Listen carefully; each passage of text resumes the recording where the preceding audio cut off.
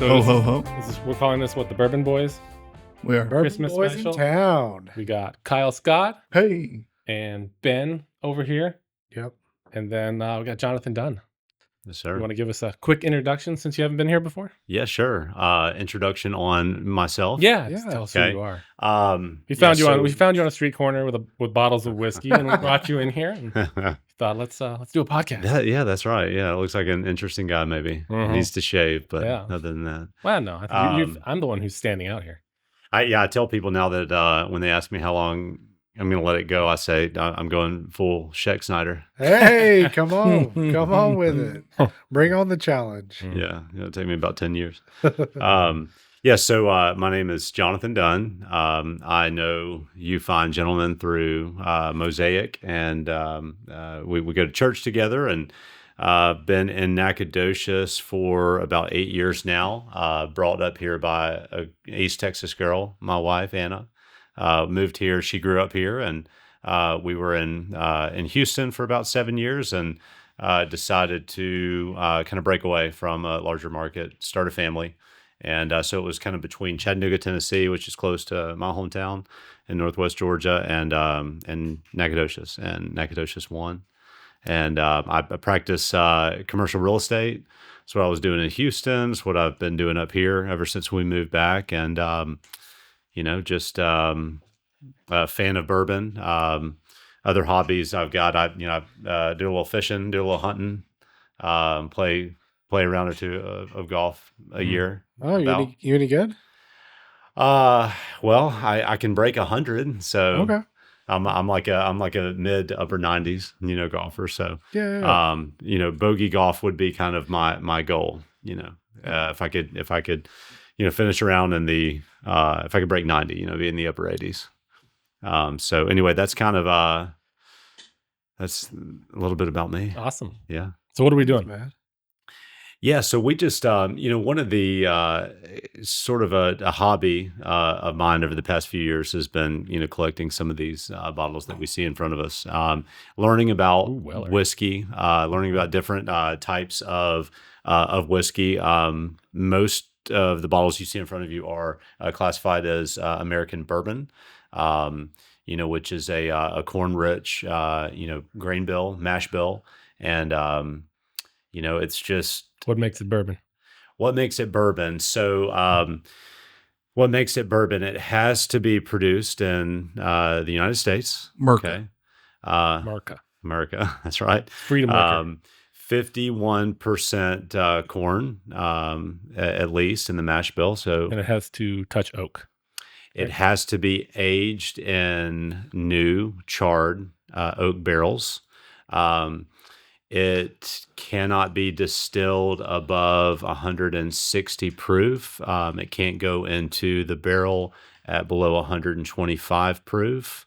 It cannot be bottled at under 80 proof. Has to be aged, I believe, at least 2 years. And I think that's about it for bourbon. And then so if you're looking at rye, you're not applying all of those same standards to a rye, but you replace the corn concentration with rye. It has to be 51%, rye. So we've got mostly bourbon here. It's all from Buffalo Trace, which I think if you really take a look at the probably the variety So the stuff here. Yes. Yeah, that's the. When you say it's all from Buffalo Trace. It's Well, all from here up. Yeah. Oh, yeah. I'm representing the non-Buffalo yeah. Trace community. Gotcha. That's right. Everything. Yeah. So Okay. from the two taller bottles, Colonel E.H. Taylor back here with the yellow label, toward the front of the table is all from one distillery that happens to be Buffalo Trace. I think it's the from a variety, kind of a portfolio of their offering. They're definitely the most robust. And what they do as far as the different mash bills that they offer. We're going to be drinking, we're going to have mash bill 1, which is a low rye, mash bill 2, which is high rye. And then we're going to have the wheated mash bill. They also do a straight rye. When I say wheated mash bill, I think probably what people think of when they think American bourbon, you think of Pappy Van Winkle. right? You think of Okay. Pappy. So that's Push that mic it's real come a little bit There closer. you go. There we go. That's this juice right here. The Weller line is Pappy juice, and it's weeded. So when you say weeded, it's still a bourbon, so 51% corn. But the next ingredient, the next highest concentration in that ingredient roster is wheat. Whereas like a Blanton's would be this mash bill number 2. So that's your single barrel. And it's rye comes in greatest concentration after the corn. So different aging lengths, different warehouse construction, right? Different rick house construction. Some wood, some brick, metal, different placement on the property, and it all has different implications on the finished product. Some of it's proofed down. Are they one of the oldest? Yeah, Buffalo Trace is supposed to be. maybe the I think maybe okay. maybe the original. Right? maybe the oldest. You had through, I mean, the bourbon industry is definitely not sheltered from M&A activity. There's been a lot of consolidations of power, breaking up of different brands, movement around recapture of those brands, and through a long history of I think starting in the 1800s, maybe early to mid 1800s, there's been a lot of that. The Colonel E.H. Taylor brand was lost for a little while. I think What do you mean lost? Well, it was acquired by I think American Distillers or And they just it- quit making it? no, they so the distiller that acquired it from OFC Yeah. ended up selling out to Jim Beam. So Jim Beam actually controlled the E.H. Taylor brand at one Still point. Oh. And then they started producing a product that I think competed with George T. Stagg. It had the same name. It was Red Stag, and I think they allowed Jim Beam to on a non-litigious basis continue with that brand in exchange for getting the So when E.H. you Taylor say name lost, it pretty much got bought out by a bigger company to say, yeah, we're not going to make this anymore. back. Yeah. Yeah. And then Killed the eventually, competition. and then they release it and say, all right, you guys can go start making the Colin E.H. Taylor. Yes, they lost control of it. It was intellectual Gotcha. property they lost control of and then Wow, got it okay. back. Who so knew? so So much drama. Yeah. in the So I bourbon think world. for people that are interested in bourbon, I feel like there's this natural kind of migration toward, or there's a brand recognition with Buffalo Trace that resonates with everybody, even if you're not big into this is all everything that I brought outside of this bottle is an allocated item. Super impossible to get in that Meaning condition. it's not you Really? can't Hard just to find. go you can't just go pull it off Yeah. the shelf, right? Limited supply, short supply. You have to pay more for it, or you build relationships and get opportunity, or sometimes you get lucky, or sometimes you have to figure out other ways to get it. But anyway, so that's what we're gonna be drinking some of the best in their lineup within a reasonable price point. These two tall bottles here are part of what's called the Buffalo Trace Antique Collection, the Thomas H. Handy rye, and then the George T. Stagg mash bill number 1. It's 15-year, and they're just incredibly hard to find. That's 40% of the lineup. There are 5 bottles, so I'm still short 3. Collecting those. I'm not going to pop the cork out of any of them until I have the full Yeah. lineup. The full lineup. So that Test would be them all kind of together. like that Oh, would is be that what you do? yeah, why not? And provide people with that experience. We'll get the corks out and we'll I'm going to we'll be the try 'em. acting idiot on this because, yeah, I've never met two people so passionate about bourbon in particular. So when you say you would get the whole lineup first before you even think about popping the cork and then taste them all at the same time, I mean, Yeah. and just kind of Yeah, just do like discern the differences. quarter ounce, maybe 1/8 of an ounce pours, like just Okay. a little taste. Yeah. And it's been a goal for a while. It's just Because there is an take time. investment side of things, right? With regards to Could be bourbon and on this side, yeah. yeah. Mm. Okay, because we're talking about potentially some high dollar bottles eventually, right? For keepsake, the ones you keep on the top shelf, you don't open for. Yeah, they appreciate and value like Yeah. real estate, Okay. and they really don't have a shelf life. As long as you're keeping them, in a climate controlled environment, Nice. kind of away in a cabinet, not in direct sunlight. Last for a long, long time. So yeah, some people they're what has stripped out a lot of this supply from the general consumer market are non-consuming collectors. Really? And it's either a secondary source of income or even primary source of income for some people. That's their job. They trade in and out of rare bourbons or rare whiskeys. Wow. Hmm. Yeah. I think the traders are well received, but the people that will buy a bottle at retail and then go flip it really quick, similar to like scalpers. yeah, or like Jordans or any sort of collectible. Right. Those are kind of looked down upon, but I really like what he did. Like to get the better bottle, he was able to get some stuff at retail, and because the value of that was so high, he was able to kind of move up into the levels. Okay. Smart man. So what are you representing over here, Kyle? Yeah. Everything that you could find at Specs. That's all right. Yeah. No. Watching bourbon podcasts and trying to understand what they like, what their palate's like. I'm terrible at understanding mash bills. What's a high rye, low rye, that sort of stuff. I'm very novice on pulling out notes. My wife's way better than that. I can just tell what I like. I can tell when it hits my mouth, like if it's a wide or if it's thin, if it's like more sugary caramel or if it's like more fruit forward. Explain wide versus thin.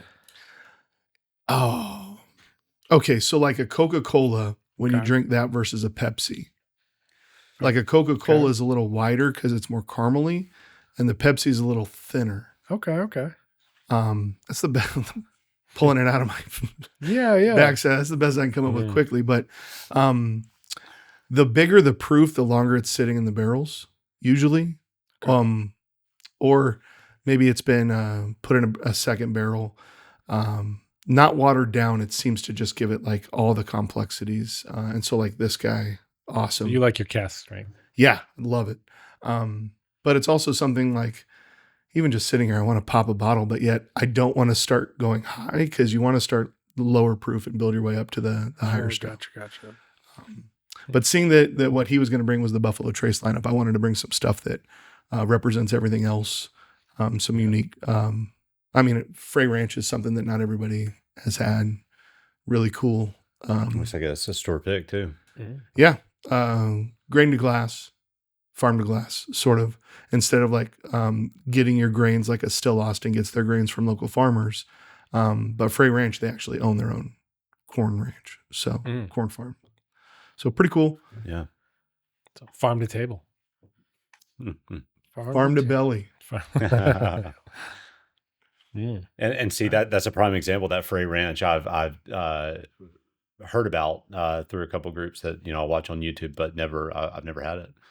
So prime example of an opportunity to try something new that Kyle really enjoys, and I've never had, and I'm excited to kind of broaden. I just find it fascinating because you guys are taking it to a hobbyist level where you're not drinking in excess, and you're really leaning into the nuances of each individual bottle and all of that. And I think for someone that doesn't drink bourbon or alcohol really regularly, I find that the most fascinating is just hearing you guys talk about it with such passion.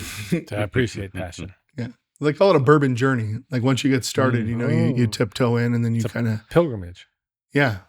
I mean, I was warned that a year into the hobby, you'd have like a 50 bottle, selection versus collection. At the end of the journey, do you have your own like still and everything, and you're making it in the There backyard? are people that do like a barrel pick. They'll buy a whole barrel and then just hand it out to friends. Or I think he's asking if you're going to start making front porch is for sale, Kyle. Don't tell me that. Distillery. Don't tell me that. John and Kyle's. You're empire building over there. You get your tree business going. That's right. Yeah, plug your tree business. Right? Yeah. HS Tree Service. We service the Nacogdoches area. We do tree removal. Stump grinding is included with every tree that gets felled and removed. So go to our website, hstreenac.com, and help support local. Excellent. It's almost like you rehearsed that. Clip it. Yeah, I like it. I like it. You can use that one. All right. So what do you turn your nose down at? What won't you drink? Ooh, The back good row. question. He doesn't like that. No, I'm kidding. Maybe some of what would turn not turn me away from it, but just stuff that's overhyped. Somebody pulls out a bottle of Jack Daniels.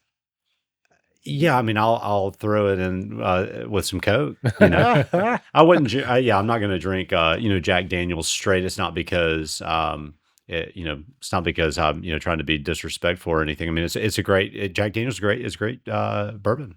Jim Beam is great bourbon.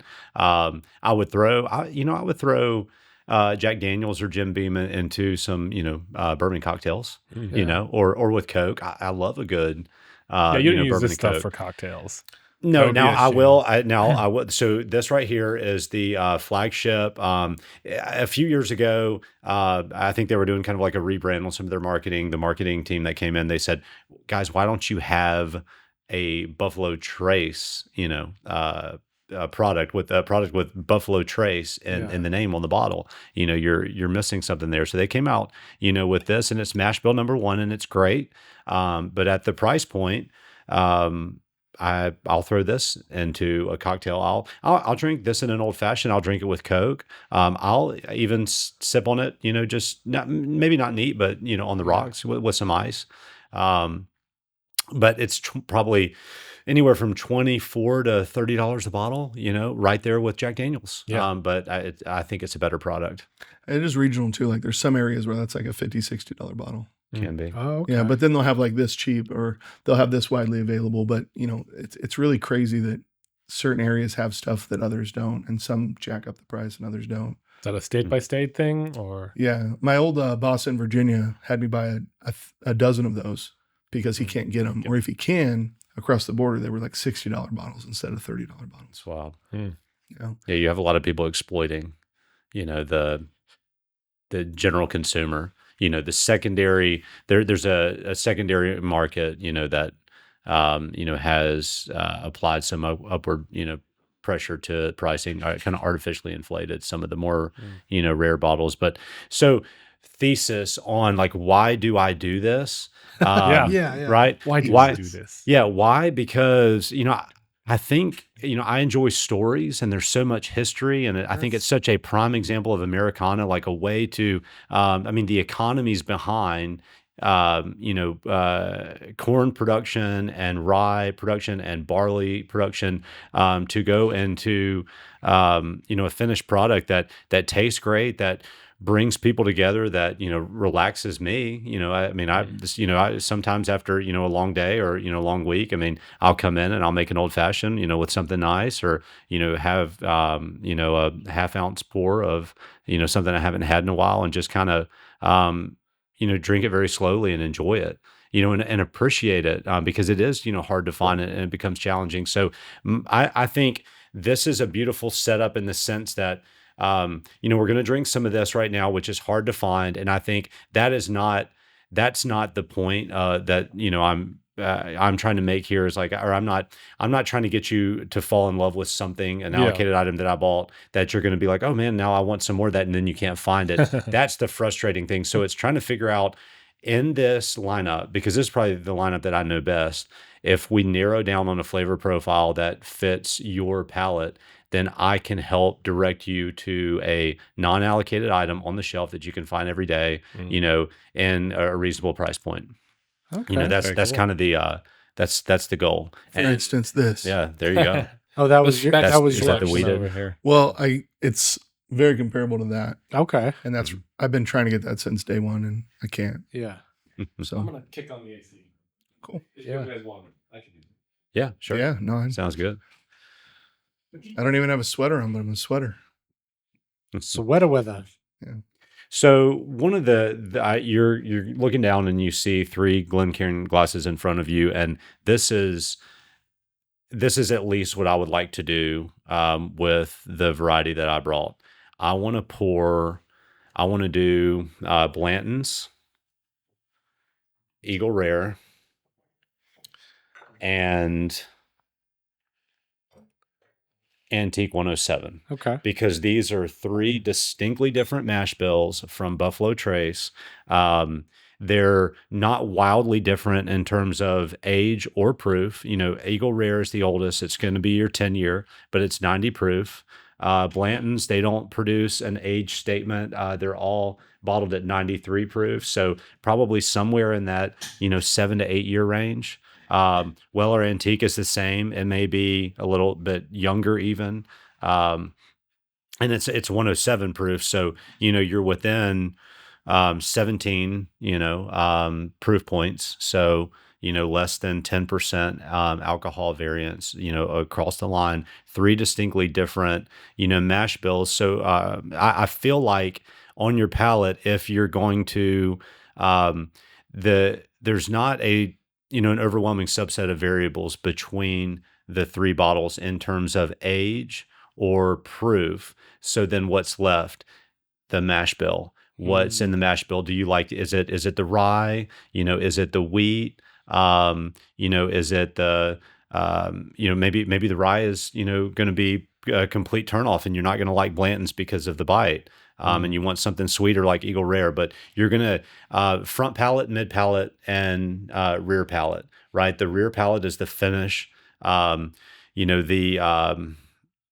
finish, I think, is what you're going to discern is pretty different in each of these. So what are you left with after you've swallowed? And I think for me, that's where there's the biggest impact. I'm really drawn to, as you consume more, you try more bourbon, and I think Kyle's a Consume prime more over time. consume more over Not in one time. sitting. Yeah, right. Yes. As you have built experience tasting, in low volume, different bourbons,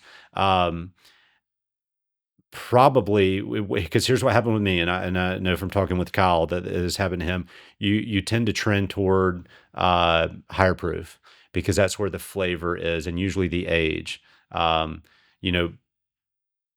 Bourbon is either filtered and poured into the bottle as it came out of the barrel, or it's proofed down. It's cut with water, and the alcohol level is taken down. You're going to see Eagle Rare, and actually all three of these are proofed down. There's less proofing down on the Weller because it's 107 proof, but some of the others in this lineup that we can try later if you want come into the bottle how they finished in the barrel. And so if the flavor is either in the water or it's in the alcohol. It's not in the water, it's in the alcohol. So the higher the proof, once you have a palate for it, you're going to discern different complexities that just don't exist in the proofed down stuff. So then when you move from lower proof to high proof and then back down, it's not as interesting, in the proof down stuff. Give yourself some time, don't taste any bourbon for a little while and then come back to it. And then you can start that all over again. But I feel like your palate, really warms up to the higher proof stuff. And it makes, like an Eagle Rare, which is a 10-year, 90 proof, less interesting. But so that's kind of where I've gone. I've done, like, this is going to be a progression tasting for the first three bottles. That's what I've done a lot of, is two bottles side by side to figure out, what do I like, right? What do I like? Like if I have something, Tuesday of last week, and then, a week goes by and then you try something else, I can't compare, but side by side, taking a sip of this one, moving to the next, coming back. That's what I would like to do. With these three, and I think that would be a kind of representative of some of the variety that Buffalo Trace has to offer. I think that's kind of like a higher level thing. When I would just try one bottle each night to try to understand the bottle. Here, y'all keep talking, and I'll pour. When he was talking about, he would take Eagle Rare and Blanton's and just really get the nuances around that. I started doing that myself with my bottles, and it's really cool, the difference, because you think you like one thing, but you're like, oh, okay. Now this is pulling out because there's some contrast. Right. I think I'm just gonna do one set at a time. Okay. Move around if that's okay. It is okay. Okay. So we're gonna start left to right. Eagle Rare, Blanton's. So we're sharing glasses. Kyle, while he's pouring and should talking, do you want us to move the Glencairns to you? That way you're not blocking the camera. maybe It's fine. Yeah, if you want to. So the It's an Glencairns. audio medium. Huh? It's an audio. It's an medium. audio medium. It's Talk just- to, that's- talk they're to just us the about film people. the. Sorry about that. Ben I just wants didn't to want his watch. his caboose. I like in He's there. all right. He's Okay, got cool. a nice caboose. Talk to us about the glass and the Yeah. purpose of the glasses like this. Okay. I'll give you two parts to it. Okay. The first part is what I originally learned, and then the second part's what I just heard recently. Okay, nice. So it is designed to allow air to get through there. So you do a little swish, a little Okay. swirl. And then it's also fluted to where you put your nose in there and you get it's called the nose, like similar to the palate. So Right. you sniff that first. Oh, thank you, sir. From you real quick. These are arranged in a certain order, right? Right. Yeah, left. You're All going right. to be. I'm gonna have left you to right. pour mine because I just want less. I don't want quite as much. Okay. Okay. Yes. Yeah. And so it's kind of the standard. Now, what I heard is the where it came from was more of the Scotch tasters, I'm on a diet right now. and I So, I feel like I heard somewhere that it's meant for the lower proofs, like 100 and lower. Like Scotch tasters, when they get down, that's good. they water it down a little bit more and bring it down to 60 or 80. Based From on what the I video heard. that I sent you the other day. Yes, based on Yeah, that. did you? Yeah, You're like, oh, this is it makes sense. This is a parody. I'm like, it's actually not a parody. Yeah, it was He's weird. like, you sniff the glass and you throw the whiskey away, and then you. Well, I think that maybe he had a little embellishment Yeah. to some of that. What's all the But, taste out of the glass? So I mean, you just probably whiskey. wouldn't capture what he was saying if you didn't. It was funny. Right, it was. But I took some of that, like they probably do proof down the Scotch more so they can understand the subtleties. And you've heard that before you even watched that video, you heard that. Mhm. But in the bourbon world, I don't hear that. I hear like take a drop or two of distilled water, not even rocks, and just a drop or two really opens it up. But it takes like a 120 proof down to maybe a 117. And So you're supposed to kind of test around because your palate might like it watered down. I have not even tried that yet. I like the high higher. proof. Oh my goodness, I'm such a proof snob. Okay. Yeah. So the glasses. What are the glasses? What's the mechanical purpose behind the shape? It's really just to help you get the nose and the breathability. It's kind of like the different wine glasses for the different aeration. Gotcha. But I think it's also for like the initial taste, as your first couple times trying to understand the bottle. But once you know the bottle, put it in a rocks glass. And there's not too much of a difference, but this is, I think, more nose. Am I wrong on that? No, I think you're right. I think it's The nose knows.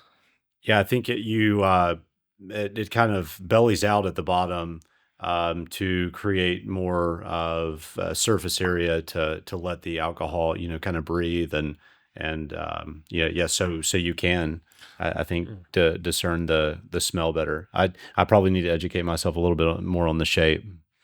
Left is Glass. Eagle Rare, The middle is one's- Blanton's, and the right middle's quite pleasant. and right From the one is smell and tasting it, the smell. AOW. Yes, that's right. That's right.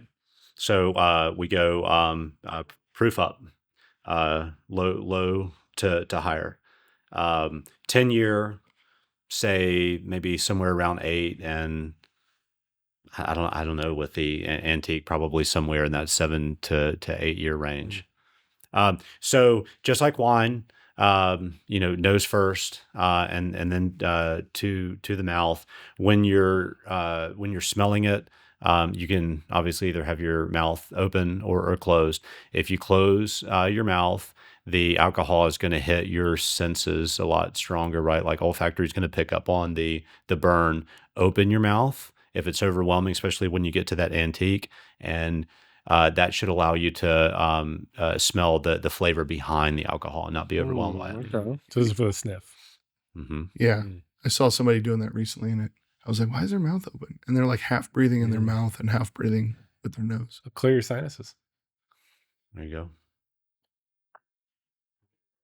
Yeah, the profile is different when your mouth is open. Pretty weird, right?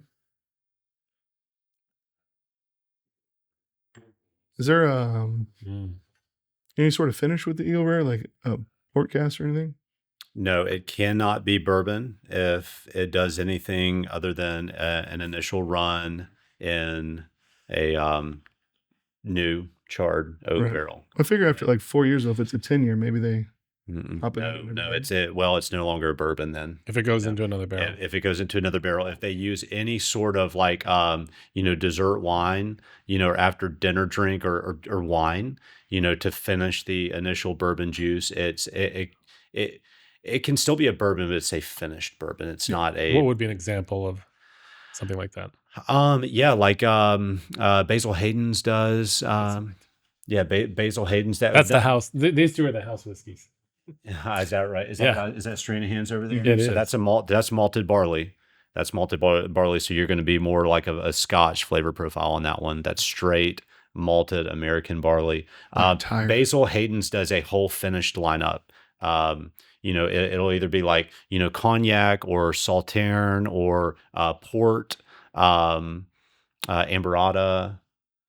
There's a lot of different dessert wines. So we're drinking bourbon, but ryes at some point, you're going to have an opportunity to drink rye. You may already like rye, but I like rye. you like rye. Okay. So bourbon drinkers that move over to rye, a great segue into rye is if you're a bourbon drinker, finished ryes to take some of that pressure off of that, because the rye spice is very, very different than, the that's what I corn and like the wheat. about it. Yeah. Yeah. Yeah. Well, we have So- a few right here for You you. got a few ryes? All right. Awesome. Ow, sorry. well, there we go. Sorry about Yeah, that. audio. that peerless. He's got that peerless double Batch rye, 5. which is You had batch which is 4 last night. fantastic. This is Yeah. batch 5. Oh, Mhm. looking forward to try it. Ooh, All right, boys. I mean, dig in at any point you want. Where are I'm we going to go starting? ahead. Left or right? Left to right. Left Yeah, to we're right. going to start with the 10-year with the Eagle Rare. Mash bill number 1, low rye. Do you want to describe it for us as you drink it? I do a little swirly. You looking for legs? Usually after your first drink, you can see like what's coming down. Yeah, a little leggy. So whereas it was mouth open or closed on the, as far as when you're nosing, also when you're Ooh, I like consuming, you can mid sip Super open your mouth and get overwhelmed by alcohol, or open after you swallow the sip. And So is that wide or is that, what were the terms you were using? So like the heat as it's sitting down, it's kind of dissipating, right? Okay. And it's not going straight to the back of the throat. So I feel like this is a wider. It's wider. Okay. Because I would say that's not as strong. It's not strong. No, it doesn't have the heat, but it still could be a wide versus thin in the way I categorize it. What's the But proof on this? 90. 90. Yeah. So See, 45%. Me personally, being somebody that doesn't drink alcohol regularly at all, would be fine with that. Just in a glass Yeah. with a ice cube. most are. Yeah. Okay. Okay. Like the bottled and bonds are 100 proof. And so anything like bottled and bond below is what I would give to somebody as like the first. Oh. Well, no, when we get started, and whether it's him or you, like it still is the first. Like you don't want to Yeah. go 120 on your palate. Right. It's kind of like hot sauces, I don't know. Maybe people just go straight up hottest of hot sauces. Maybe. Why aren't we It's a taking tolerance. shots? Ooh, No, I I'm like that. kidding. So the middle one I like. Yeah, Oh, that's we're on your- to the middle one. the then. break point Okay. on the so both 51% corn, and then low rye or high rye. The break point on the rye is 10%. So is it 11? Is it 12? Is it 10.5? We don't know necessarily. I mean, I don't think they don't get that detailed and publishing their grain bill. It's just low rye, high rye. Obviously, right? It's intellectual property, but Can you taste any notes that are different between the first and second one? Yeah. They say that in general, like a Buffalo Trace is a little sweeter than some other houses. Which was the first one? All these All- Buffalo all- Traces, The middle, yeah. the middle one is very mellow. So Yeah. very mellow compared to, I haven't tried 3 yet. Right. Like, that wideness we got on the first one. I don't feel the wide here, No. but I feel the palate could be longer. Like it's like more viscous, right? yeah, Mm. 100%. I was more going to call oil. it greasy. Yeah. Right. But I was like, That's probably not. I'm, Viscous gl- I'm is the glad. word, I'm yeah. glad you said viscous Yeah. and Yeah. oily. That sounds a lot more professional. There you go. Definitely not. This one hits you more in the nose. Number 3. Number 2. I'm using words that I heard in podcasts. Yeah, so- yeah. Mm. Yeah, I would not know the descriptor. It's like, oh, it's oaky. Okay. Well, of course, it's all been aged in Well, oak. some are really I would good hope at so. it, right? And I'm terrible at it. My wife Mm. nails some flavors, and I'm like, yeah, it Mm. tastes like bourbon. I do like this one. I do the middle one. The middle one, Yeah. blend's your favorite. Yeah. Did you go back? Did you go I've from gone- the antique back to the middle and then back to the right again? Have you gone back and forth between the? I've been going like around. Been going around. Okay, Around the world. stay between number 2 and number 3. Go Okay. back and forth between those two a little bit. Are we gonna have infinity glints? Yeah, no. You better pour smaller, sir. At least you poured heavy on the. Yeah. on So the I think that would be. I don't know if we have anything to pour into, but maybe we even can. there. Yeah. Yeah, it's coming. Still. yeah, no, coming out. that's the legs. That's good. Yeah. If you don't want to finish, because we're moving on to try other whiskeys, absolutely pour it out. So the cool thing you can do Don't feel is the need to drink. it's not like he'd want to take that home. It's just at the end when we're done podcasting, we're off camera. Then you swig the infinity glass. Oh, okay. Yeah, so it's like a mixture of all of it, and it's at that time our palates That's are going to be that's like a when you go to the Suicide. Suicide. yeah, Yeah. yeah. But it's more because of the palate. Like you don't want to drink too much of one thing, and then we get kind of slurry by the time we're done. Right. Put it in the Crown Royal glass. How do you feel about Crown Royal? That's very sweet. That's Good. my preferred, like just on the shelf. Okay. You know, like Yeah. it's kind of good for everything. Yeah. It's good for mixers. It's good for just kind of sipping if you want to. It's not overly expensive. Yeah. 100%. Readily available. Yeah. Yeah. Yeah. No issue there. Shout out to my wife for picking me up after all this. It's gonna be great. We're not that deep yet. You know, we're not. So yeah, the Eagle Rare. It's been a year since I've been buying bourbons. I can't find Eagle Rare anywhere. I just found one a couple weeks ago, and I didn't open it because I had one of these on my travels, and I think because I've been into the higher end bourbons, even like getting a rare breed at a Wild Turkey rare breed at a bar seems more appealing to me than some of the lower proofs. But I tried it because everybody likes it. Everybody's like, it's sought after. It's good. But then I come over here and as Amos said, the Blanton's is delicious. But there is something now. Acceptable I'm starting. palate cleanser, seltzer, straight seltzer. Yeah. Whatever you like. I do understand this nuance now. It kind of goes a little higher end on the palate and kind of holds it up at a different altitude. Yeah. That antique has the Kentucky hug for me. Kentucky hug. The Kentucky hug. Yeah, when you get that like long lasting kind of, desirable burn on the back end that kind of stays. Yeah, just staying there for days. Now you've been out there and seen a couple spots, right? Yeah, Buffalo Trace. Definitely been to probably 7 or 8 distilleries up there. Yeah, how was Yeah, that? Michter's, Castle and Key, which is the distillery that E.H. Taylor went to when George T. Stagg pushed him out. Okay. It is beautiful. Central Kentucky is why is bourbon distilled in Kentucky?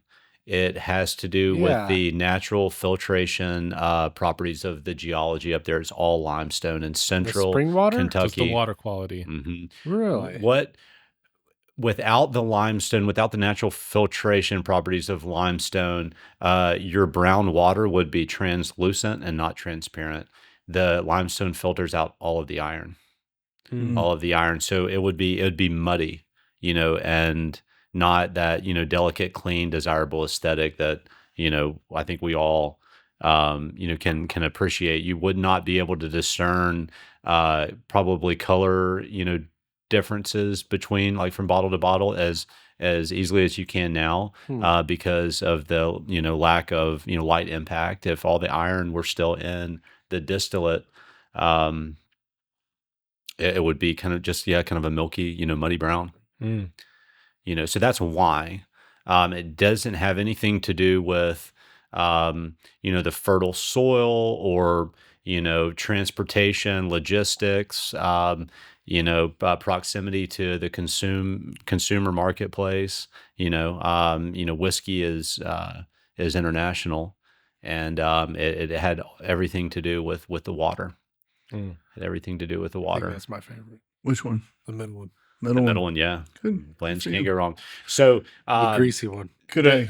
yes, you can interject. Absolutely. If we can keep some of the antique Weller, and with one of our glasses rinse it so that we can compare to that while we're in the wheelhouse. Yeah. We Which can one? definitely go whatever direction you want, but To your right, the right, the one on okay. the far right. Hold Okay. on to that. Good. I got a little bit We're going to left do of a that one. beaded, a weeded Bardstown.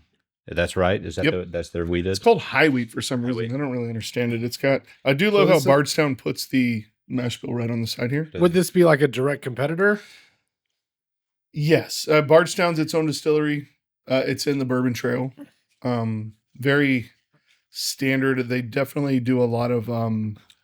They'll distill for other labels, right? They'll source it, not as much as like MGP in Indiana does, but this Origin series is the first time that they're using their distillate versus they're really known for their blends, like this Discovery series. Okay. They've got a 14-year Kentucky, 10-year Kentucky, 10-year Kentucky, and then 6-year of their Bardstown. So now that they've kind of been more established with their own distillery versus just being a blender, that's why they came out with this. What causes a company to start mixing and blending at Mad that scientists. rate? I mean, is that really truly Yeah. what it is? It's just, they're just like, pursuit of a very specific finished Okay. flavor profile, right? yeah. What are you like we had that Joseph Magnus cigar blend last Okay. night, Okay. right? Best one of What the night. is going to what combinations of which distillate are going to marry well together and stand up to a cigar? And So always without a Pushing the without boundaries. yeah. I mean, it's the industry has to evolve, right? What is that evolution? What does that look like going forward?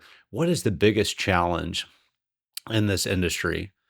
Cash flow, right? Because my goodness, the George T. Stagg, that's a 15-year product. Hmm. Yeah, you gotta So hold it for a while. why proof down?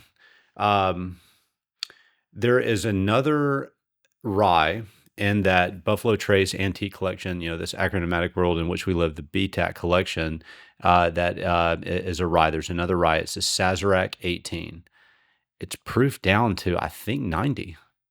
Spends 18 years building all of this, rich complexity, high proof complexity, and then they strip it all down with water after 18 years. It's because they don't have a lot of barrels, though, right? So they have to let it like expand and get as much to the consumer. You can sell a lot more, Yeah.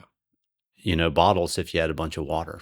Yeah. Yeah. So at the end of the day, there's still like economic feasibility behind this, but the reason I posed that question about evolution is, okay, the diamond industry, they can grow diamonds, so what does aging, because that's where all the time is in the aging, how do you speed that up, and what implications does that have on optics, reality, real flavor, or the lack of a story, because now it's more about getting invested capital to the consumer marketplace to get a return. Why else would you do it? Right.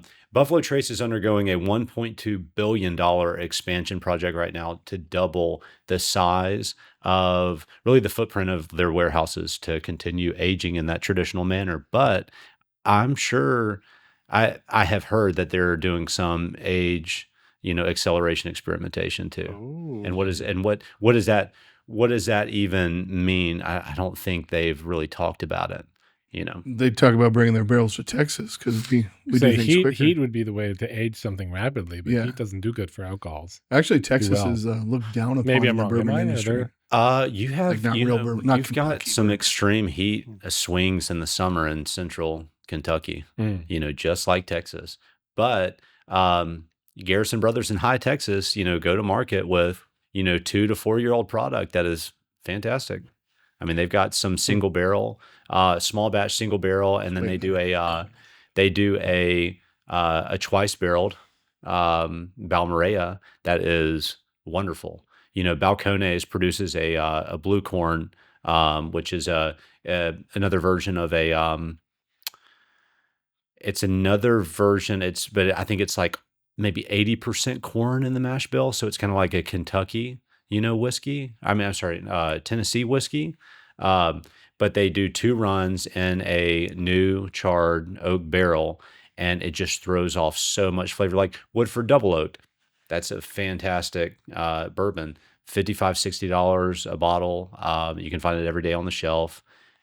It's amazing. We'll try this. We'll try this double oak. I'm curious to get your perspective on that if we make it there. Not if We're when. making it. Yeah, we're making it there. Yeah. You're prepared for a 3-hour podcast, right? My bride is driving the school bus right now, and she's got no constraints on my time here with you boys. So. My bride is willing to take all of us home tonight. So let's talk bourbon roots, right? So is this birthed out of moonshiners? Is it more it would nuanced be, than that? Well, no, because like we're talking 1700s. I mean, whiskey goes back to Ireland. True. Further, probably, right? Am I wrong on that? I mean, No. American Yeah. bourbon, right? But you wouldn't have moonshiners until Prohibition. Well, see, with moonshining, it's available right when it's in the bottle. They sell it. With bourbon, it's got to sit white there dog. and wait. White Yeah. dog. That's what the moonshine is. The white dog. This is all white. This is aged white dog, Okay. right? But did you have the moonshining before Prohibition? I mean, surely there. Oh, yeah, obviously yeah. people were making they had Because stills and they how were could you drinking have straight. how could you have Sure. prohibition without alcohol sales leading up to it?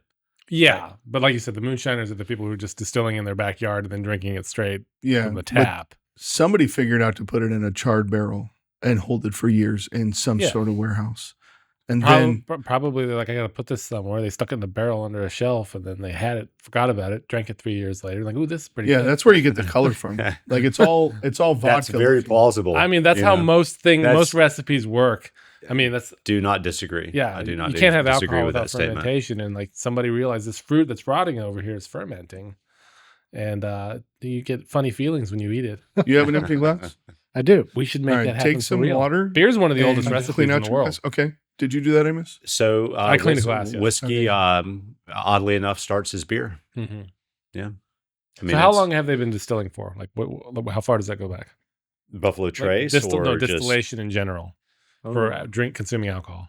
I'll have to let that 1800s? You're the one thought with the keyboard. distill in my mind for a All little right, while. all right. Yeah. See what you did there? Just because you're out from behind the engineer stand doesn't mean you don't have to look stuff up. I mean, if you were to go to like Kentucky distillery list, everybody in Kentucky has to register as a distillery.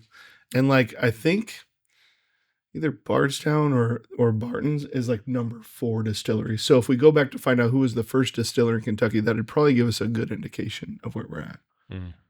Okay, so we've got the roots in distilling alcohol in America trace back all the way from the colonial area, right? When the Europeans brought it over. Mm. You got your 100%. whiskey from the God bless Scottish and them. Irish, your rum, essentially Sugarcane. molasses, sugarcane, right? Your moonshine, yeah, and then different techniques on top of that. So yeah, I mean the birth of our country. It's Can you just- do a search for that Kentucky list? Like who was the first distillery in Kentucky? So I think that kind of anchors around bourbon more than anything. Evan Williams. Shout out to those guys holding it down. Continuously operating Buffalo Trace. 1787. Nice. 1787? So like Buffalo yeah. Trace is still So same they- year. So They don't count. survived Prohibition. Like they produced through Prohibition. There's a lot of people. I mean, can they check. survived a whole lot from 1700. There, I think in Prohibition, what was it? Was like where do you go to on a commercial stage to enjoy a cocktail, a drink during Prohibition? They had like coffee houses, right? It was like in the like a tea room, right? And so there were still there were still ways to and you had the speakeasies and all that, but I want to say close to us in New Orleans it was like coffee houses and tea rooms, and then they would have like a back bar room. But yeah, evidently, and that Prohibition, what was the Protestants, most progressives, and women led Prohibition. Say what? Protestants, women. Yeah. They give us a reason to drink. Mm. I didn't mean it like that. And then they tried to take it away. Do you have a clean glass? Are you ready, bro? Yeah. Did you want to talk any more about Blanton's versus AOW or even Eagle Rare? No, all I would say is when you are, if you're going on that, journey to determine the flavor profile that you really enjoy, like if you seem to enjoy kind of the story and some of the science behind it in that journey. Well, and this is a It's- podcast, so I'm just trying to. Yeah. But yeah, I do. You know what I mean? But so I'm this was a good setup for me, at least doing two small pours side by side and just compare and contrast at the same time. This is starting to taste better.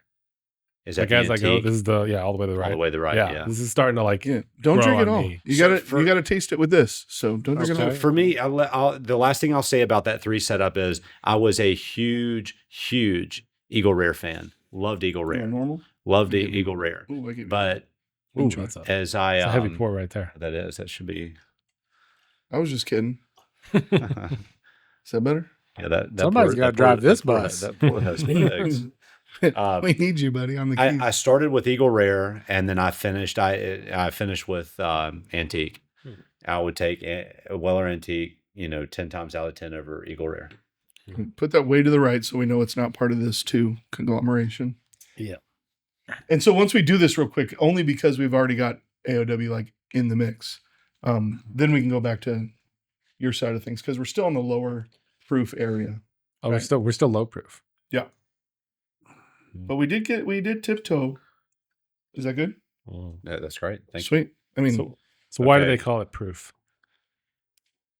Where's the terminology? well, there's come like from for proof? 100% alcohol, and then there's I don't know. less. I don't know if that had to do with more of like the chemistry, So the side of story, things. that I heard, well, that I guess the myth or whatever is that alcohol, if you can burn it, it's 50% alcohol. So if it'll light on fire, it's 100% proof that it's 50% alcohol. I see.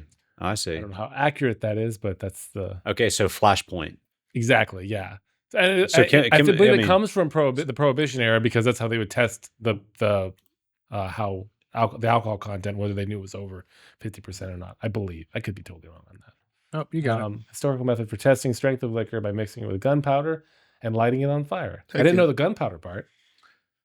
The That's more of term a Scotch proof taste, originated right? from the 16th century, so not Prohibition. What's this one? England, when The British new one? sailors would test the strength I'm of tasting the new rum one. by mixing This it is with the newest gunpowder and one. lighting it on fire. If the mixture ignited, it was proof It's that the more rum was sugary. strong enough. So I don't know if the 100% proof that it's 100% proof that it's 50% alcohol is accurate, but there's a reason it's 200 and 100. There's got to be. And why were they trying to figure that out? I don't create. They were bored. Why wouldn't Yeah, they just I was call it gonna like say, They were 50%? English sailors in the 1600s. Like, What else are you doing out there? there on that ship? All right, where are we at? All right, so we got the Antique Weller, Okay. That's Still? over here. and then we've got the new Bardstown High Wheat, 6-year, undisclosed age on the Antique Weller. But Undisclosed. right, but it's Really? closer to 7 years. That's what he's saying. Okay. This is like the champion, like the Mike Tyson of bourbons, right? Like it's just awesome through and through. Maybe there's a better sports reference in that since he just lost to Jake I'm Paul. going to say, is there a Jake Paul bourbon? Yeah, this is prime. I would say this is probably like a Jake Paul back here. What's Okay. No, because he doesn't have a heavy punch. Never mind. Mm. Let's just move Probably on. that Hazel Baden. All Basil right. Hayden. So what are we going with first? Well, you've already tried some of the AOW, so we're try going some of the new stuff and then go Bardstown back. first. Yeah. Okay, gotcha. Now that like goes straight down. Like, so it doesn't hang to the side at all for me. Right. That's a little thin. All like now right when I down can the, compare like it, all right down the middle of the tongue and then to the throat. Ooh, but I can taste the nice. wheat. it's nice, Mm-hmm. but it doesn't like have that. It doesn't go high like the Antique Weller does. But What's the proof? 106. So what I do like about it is I can get that. Well, actually not right now. Everybody Little is sweet. really, there's 4 origins that came out. There's the normal bourbon. That's the white label. It's like 94 proof, 96 proof. It's a little okay. There's the Bottle and Bond, which is 100 proof. It's a black label. There's the rye, which is a green label that they don't sell here locally. And then there's this one.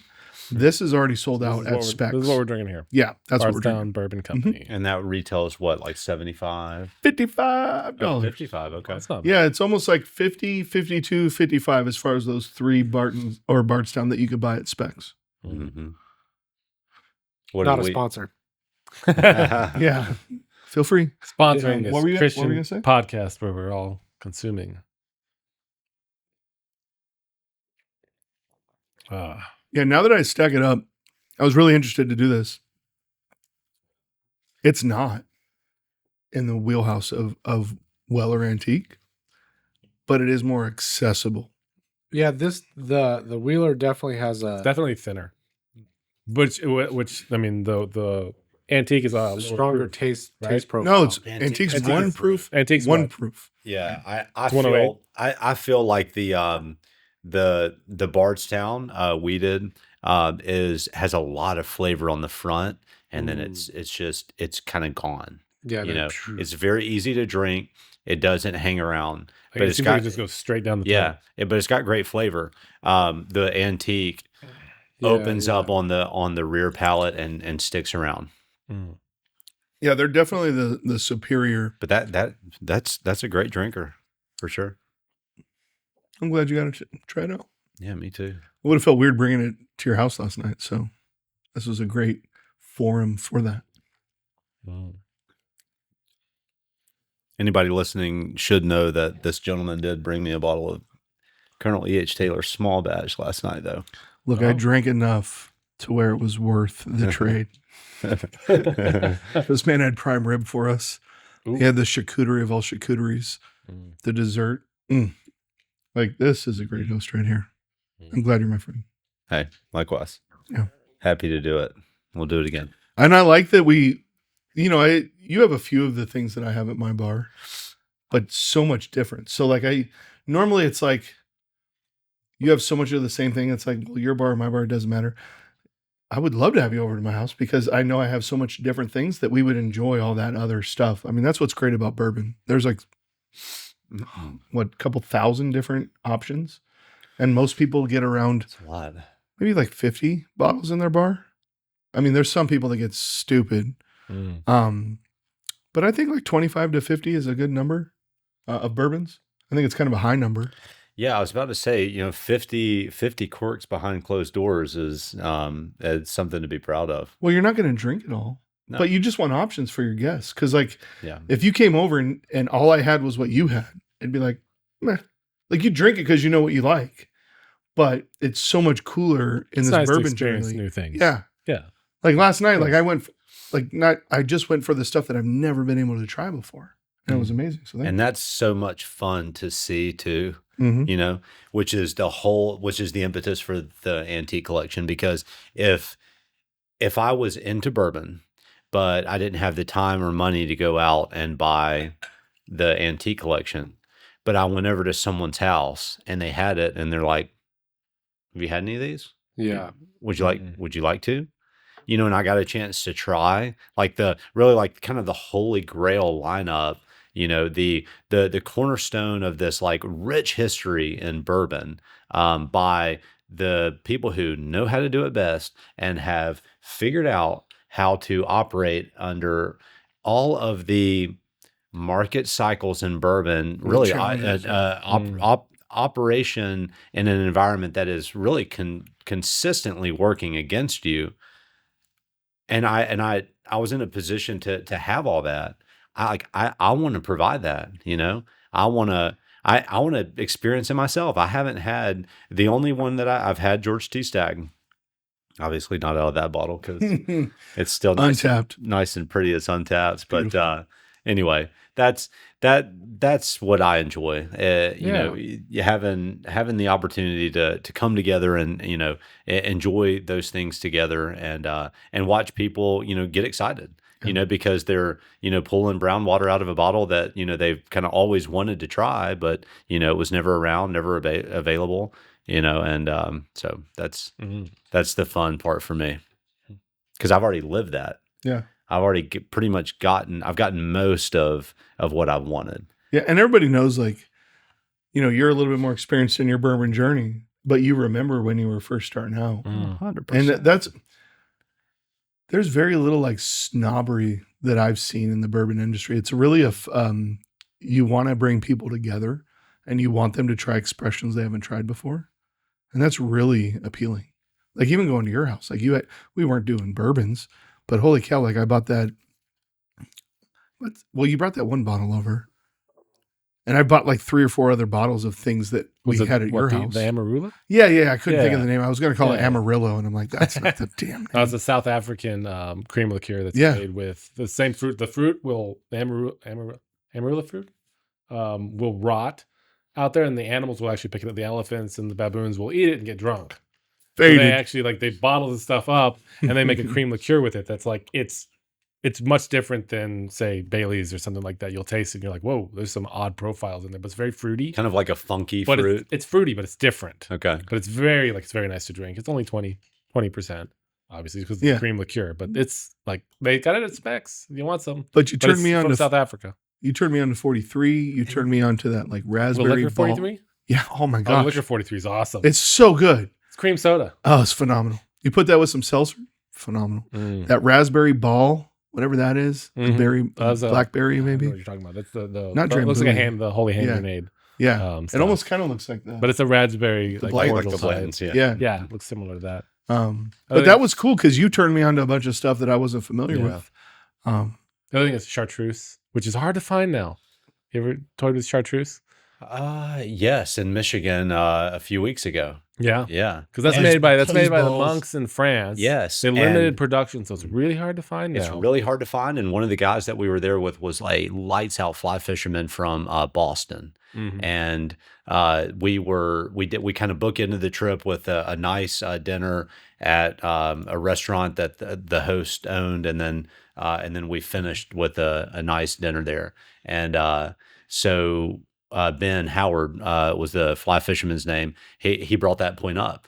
We were, we're literally sitting there at the table. I mean, and this is going to sound like a sort of a strange statement. We're drinking red wine out of bone marrow. We're doing like if you've ever like luged, if you've ever if you've ever done that. But So like this is a bone or a boat, like a bone boat type. How do you mean out of bone marrow? Like Yeah. cut the bone in half and yeah, then so- just yeah. So when you yes. you roast those bone floats, Yes, whatever you're called, you scoop the marrow out. You and scoop the marrow out, Put it on throw a it on, cracker. throw it on a cracker, Oh yeah, throw it It's on bone, a it's baguette. bone butter. Bone butter. And then afterwards. And then there are those little, fragments that you can't quite get while you wash it in, with some red wine. And then, so we moved from that to after dinner drinks. And Ben says, hey, I want this, do you have any chartreuse? And they brought some out. And, then he talked to our friend who's having us up there. And he says, hey, Tim, how did y'all have any extra bottles? The party says, I don't know. Talk to the bartender, say, and it ends up, buying a bottle to take home from the restaurant, from the bar. That's at the gangster. restaurant. I've Because never- that's what he said. He said, you can't find it. I finished the last of what I had like a month ago, and then I went to look for more, and then realized, oh, you can't get this anymore. You gotta come over then. Oh my God, you got some? I got like a 3/4 of a bottle. Green or red or yellow? Sorry, green or yellow? It's purple, Chartreuse is green or yellow. There's Yellow? two I varieties. don't know, dude. Yeah. I don't know. It's one of those things I put on my wife's part of the bar. Oh, it doesn't belong there, dude. I mean, it is like 50. It's 55%, I think, for the yellow and 65 for the green. I could be wrong. On that, We but it's used high. to have like It's this high really for a cool. liqueur. Mhm. We had Maybe like we a call it that. wide variety of just all the staples in bar. And then I got on the bourbon journey. We don't need any of that other stuff. I haven't bought a bottle of non-bourbon in the longest time. Like Mm. Tito's was the closest that came up. Just to have like a vodka in the house. Yeah, Mhm. I don't like Tito's. Yeah.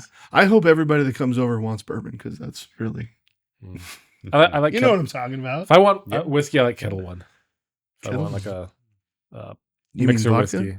Sorry, vodka. You said Yeah. Tito's. Tito's is vodka. Yeah, it Yeah, is. yeah. But you I said don't like whiskey. Tito's. Sorry. So you Kettle like One. We've had enough here already. you'll take a Kettle One over Stoli. You'll take it over Stoli's good. Belvedere. Belvedere, Grey I have not Goose. had Belvedere. You've not had Belvedere. No. Okay. Yeah. What do you think about the total? I like tangent? Kettle One is just a very clean and it's easy. Yep. Again, it's easy to use. You can justify using it in cocktails and mixers. Sure. I do enjoy it. It's a staple. variety of cocktails.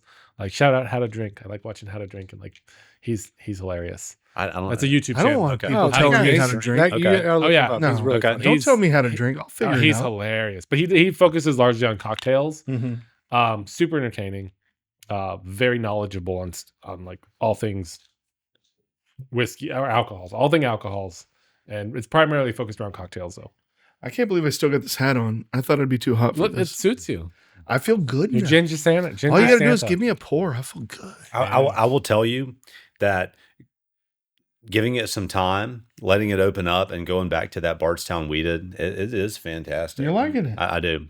That's I do. warms my heart. I mean, it does. It has a more of an impact on the rear palate over time after it's opened up. Yeah. When I bought all three at really the same good. time. Like I went to Specs and just randomly, they out of nowhere started stocking this Bardstown Origin. I'm like, oh, look at them all. Because I'd heard about the Discovery. That's actually my first bottle I bought.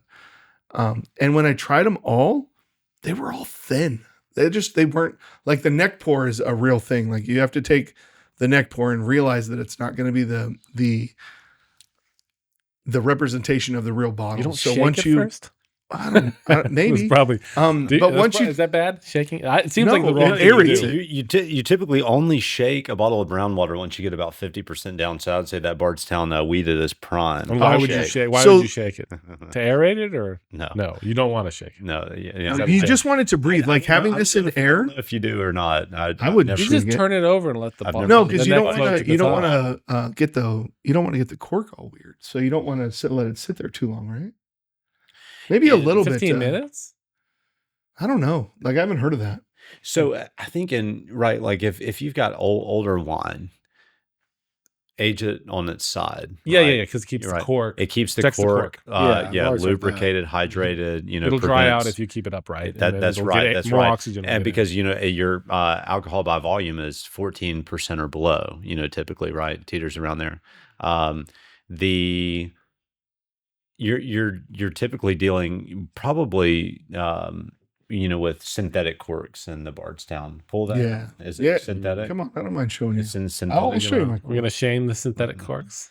No, Yeah, I'm not see going to that? shame it. No, I'm just saying. So I'm look at saying that you could. cork I mean, you versus could. this cork. You could lay that bottle on its side, America. you go. Proper cork, right? despite the ABV. Is there a difference? And probably be fine. Yeah, You that's natural cork, and this Yeah. is Yeah. synthetic. Actually, when I opened this bottle, like there was a little cork that went in here, and I had to fish it out. But It's extra flavor. yeah, you definitely. Pro tip for new people: when you kill your first bottle, keep the cork because you're bound to come into a bottle that's got a blasted cork for some reason, and you want to replace it. Good tip. Kyle's got Yeah. a drawer full of corks over there. I've only got 2 or 3 because I Safekeeping. just like it's hard. Like I learned about it a bit ago, but like application wise, it's hard. Plus, I don't really want to kill a bottle because I don't like. I just want a selection, right? I'm not trying to like get too crazy. I really want to have it available for when people come over. Yeah, it's for like you said, pouring a quarter shot and like sipping it. I would say when people come over, it's not quarter shots, but in this regard, when we have 16 bottles on the table, we're trying to quarter shot the best Trying we to- can. Pace You know. ourselves. Wow. So when- have you already taken inventory? Is that what we have? Is that our stock? We've got. No, 16? well, I had 7, There's and I more know than you 16. did more than 8, so I'm just assuming, but we're probably closer to 18. I mean, let's do a look. 1, 2, 3. See, shout out to our sponsors. We've got nobody looking for somebody. 25 bottles, What? There you go. And Okay. and this including is, the 2 house. All right, so 23 we of our cannot worry bottles, about those. 7 of my bottles, 16. Good for you, Dr. Dunn. Good for you, buddy. And so these bottles would be representative of what, like 0.25% of the Of Whole our market? collection. of the American bourbon Oh, There's so really? many. offering. I mean, Like go to Bruzel and Oh, like this yeah. dude's got a bar of like 1,000, and he's the kind of guy that he started as a hobby, and now he bought his own distillery in Wichita, Kansas, and he came out with his own bottle because that's his dream. I don't think I'm gonna buy that local distillery. I don't think that's in my wheelhouse. That's not your dream. No, I mean, but it'd be it's a prime example of an opportunity to do exactly what that guy did, what Right. Bruzel did in a small tertiary market in East Texas. The opportunities are there. What are the social and economic, dynamics behind the current owner's intended exit from Front Porch Distillery. I don't know. I don't know. There's real estate involved. That's my business. But there's a lot of intellectual property and there's income, which is married up with the real estate, and it's available for somebody to do that. So the opportunities are there. Vertical integration, is a big thing in bourbon, now, or whiskey in general, is, like you were talking about Frey Ranch, controlling every step of the process. Like, why? I mean, you can get as you can take as deep of a dive into Right. this as you want if you have the access to capital. Yeah, that's the And key. you've got a plan, and you've got the right team assembled, and maybe it's that it's small volume production, and that you say, okay, I'm not trying to be Buffalo Focus Trace, on but I would like quality. to generate a couple $100,000 worth of income for myself. This is what I enjoy. I want to drive a tractor this day. I want to clean out a still this day. I want to handle customer service on this day. I want to figure out logistics, on this day. Like, you may have a small team that can wear a bunch of different hats, and there are providers, today, distillers today that are, starting to do that. We talked a little bit about evolution, in the aging process, like going to market, sooner. Well, what about evolution in terms of like what kind of corn, we're growing? Yeah. Like, Mhm. are we the corn we feed to cows? Is that the best corn No. to, go into the bottle? There's a bunch of Probably, 'cause different. what I mean, I would assume that they select higher grade corns. No, they actually just They don't? manufacture it. They take it to a lab. They can modify it to where they're getting a particular sweetness. Now, the problem is that you need runway for that, right? Like, let's say hypothetically we buy Front Porch. My part of the investment would be like, well, I wouldn't want to do blends as what they're currently doing. You might have to do it in the short term to kind of get some people with you, but I don't have the palate for blends. What I'd want to do is invest in the long term, the 6 years. Like, let's get something where we put it in a barrel and we let it sit for 6 years. So we probably aren't going to make money, but like real estate, after a few years, it appreciates and it's worth something. So I'd like that part of the science. And so that's where you'd probably have to like get 4 or 6 different corn inputs, right? And you might go to a farmer and say, hey, try to make this versus that. Like the red corn, blue corn that still Austin makes, right? There's farmers in the area that they work with. And they also have just their normal corn. But that's the beauty of, or the intrigue of wanting to buy a distillery would be like, well, let me see what I can do. Right. I have an your own spin on it. assumption, right? But it'd also be kind of hard to like us 4 coming up with like, all right, I'll let you go do your thing. I'll let you go do your thing. And like my thing would be like just to sit on a barrel for 6 years. And then we come back and maybe we blend it or maybe we sell Kyle's it to still sitting there. Bardstown. Right. And then like I think in 6 years, that's what's going to happen more often is people are going to want to say, let me take your unique barrel from this distillery. Let me take your unique barrel. And they're popping up. Like, what do they call like non-distillery producers, NDPs? Right? Like Evernote. Shout out to Bourbon Junkies. Non-distillery producers, Mhm. meaning They buy barrels from other people. So there's a so they don't commodity distill market. it; they just warehouse it. Right. And depending on your warehouse in Texas, sorry, hot mic. Whether you distill it or whether you sit it in a rickhouse in Texas or Kentucky, whatever, like you can go to market and buy a Sagamore barrel. I don't know the number, but let's put like 10,000 on the number. Or you can go to MGP and buy a barrel for, let's call it 8,000. You can go to like maybe Bardstown comes out with their barrel and it's 10 years, or Wild Turkey is 14 years. So you take this right here, and this is the Bardstown Discovery, which is the blend. 14-year Kentucky, 10-year Kentucky, 10-year Kentucky. But all 3 of those Kentuckys are different distillers. Like the word on the streets is, and I'm sure if you were to do a search, you could get more clear, but the 14-year is like, let's say it's Wild Turkey. The 10-year is Elijah Craig. So you've got these different people in different parts of the country that are putting their barrels in a warehouse. And so you as an NDP can go and buy the barrels, and then you have your assumptions. And if you have a good taste tester, somebody that has the notes, right? What do you Then- call that guy? the Like wine has a master sommelier. So what do you Psalm. Psalm. Yeah, that's For- what for you. I whiskey? learned that. Yeah, you call him a psalm. So do Discovery series there. And actually you probably wouldn't want to be on their website. You'd probably want to be on like a Reddit and like something like who are the distillers in Discovery 12? Something like that. You'll probably get a Reddit article that has an assumption, but they're pretty close. Like I've been watching Bourbon Kingdom podcast on YouTube, Bourbon Junkies, SLB Drinks, and they've all got these assumptions on what this is. And they'll wink and be like, oh yeah, it's wild drink. I can't remember because I don't have comprehension like that, but they know, like the people in the know, they know. And so they're like, oh, this is good because it's probably more of this than that. But kind of what Bruzel is doing is he's starting off as getting a bunch of barrels and they're doing a blend. Who's Bruzel? Kind of the number one guy on YouTube for podcasts right now. Okay. And what Bourbon. makes what Alcohol podcast or just podcast? yeah, I would say like bourbon podcasts. His claim to Okay. fame is doing bourbon hunts, like going around the country and buying bottles that are unique to that area. Like he's definitely got his allocated stuff, right? He's got plenty of that, but he also is willing to take a shot at a $50 bottle from New Mexico, from a New Mexico distillery. A lot of distilleries will source out of MGP, which is Indiana. And so he'll look on the bottle and he'll say, oh, okay, this is distilled, produced, and bottled in that area. When you see that, it's cool to get an expression from that area, right? Like, I think it's a Del Bach is in Tucson where we came from. Front Porch is here, but Front Porch is a blend. So when I heard that, I was like, I don't give it as much credence unless I'm really looking for a blend, because blends are really nice. Blends, you're not going to get a lot of like outside of the gray area. Some are hits, some are misses. I don't even know where I was going with that. Define a blend for us real quick.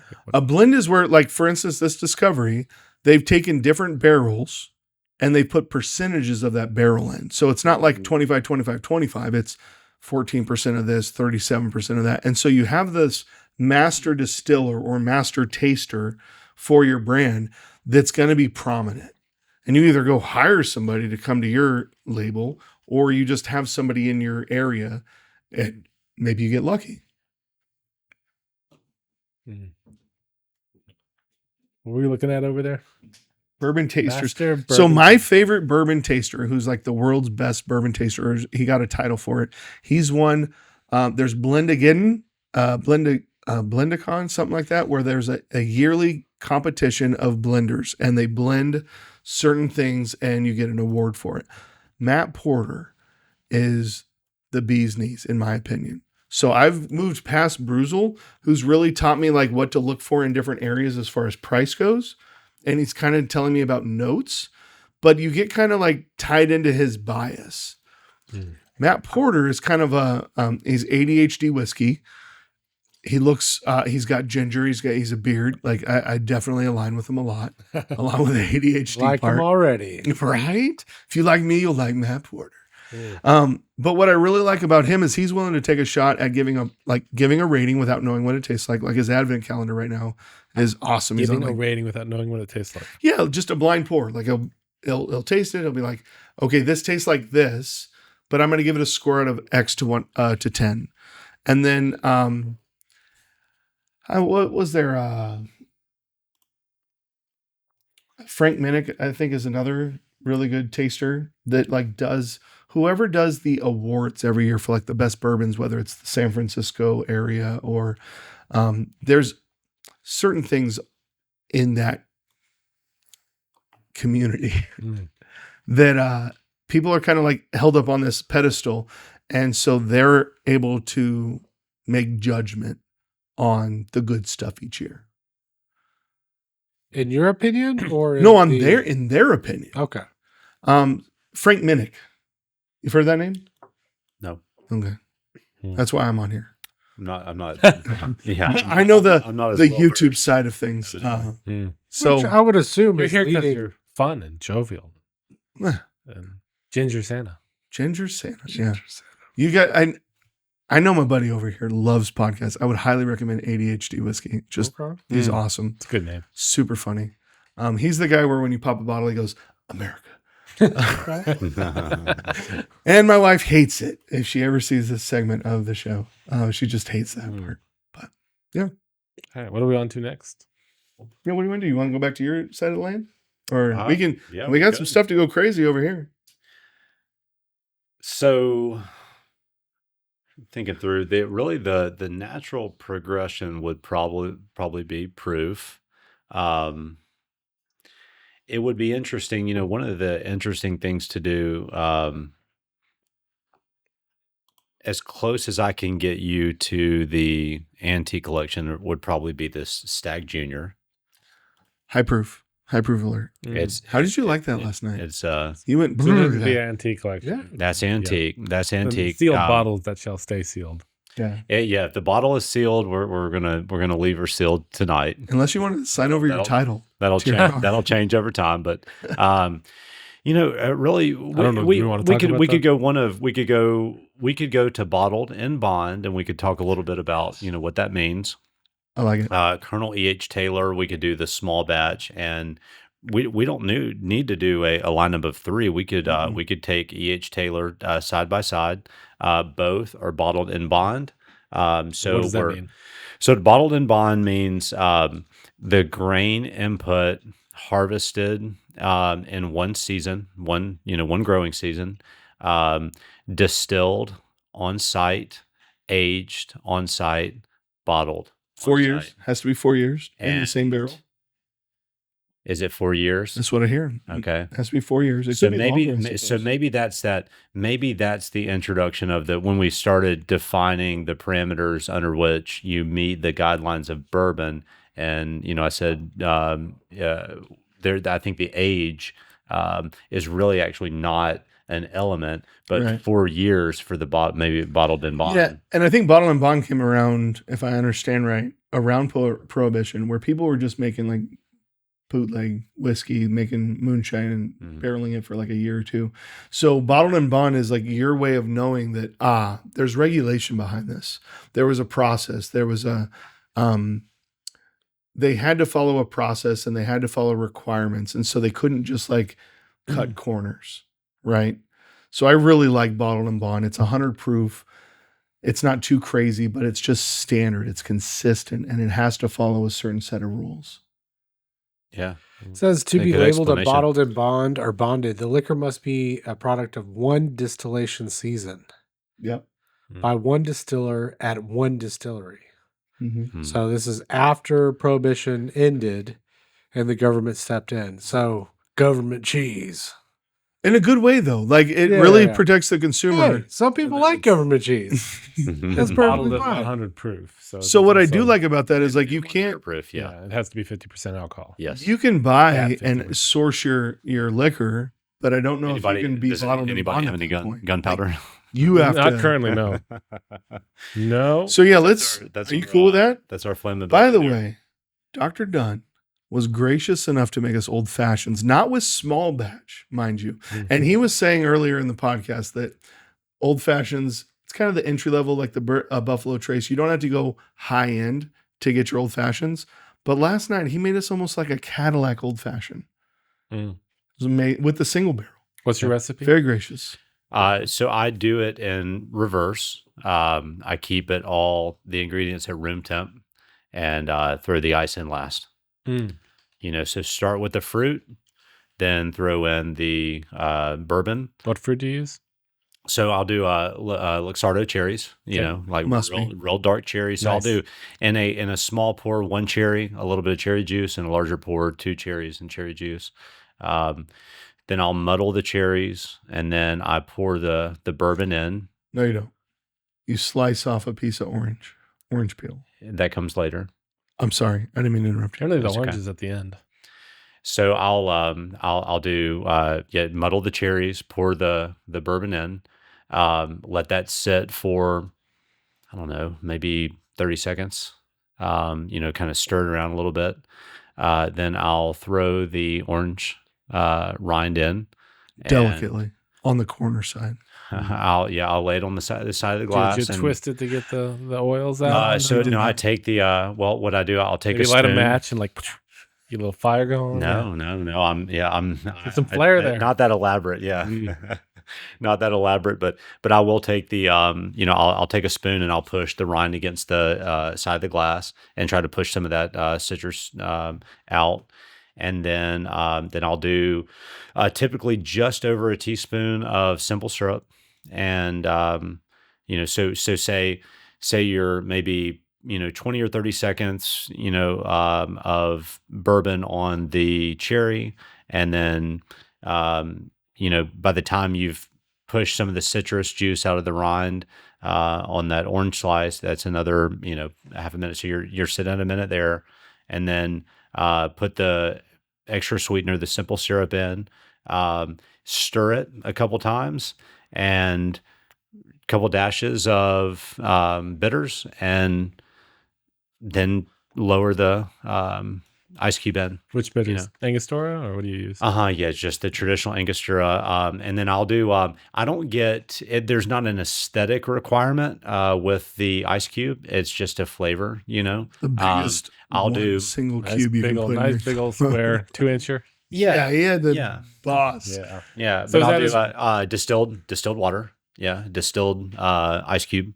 So it doesn't, negatively impact or add any, introduce any competing flavors, and just enjoy.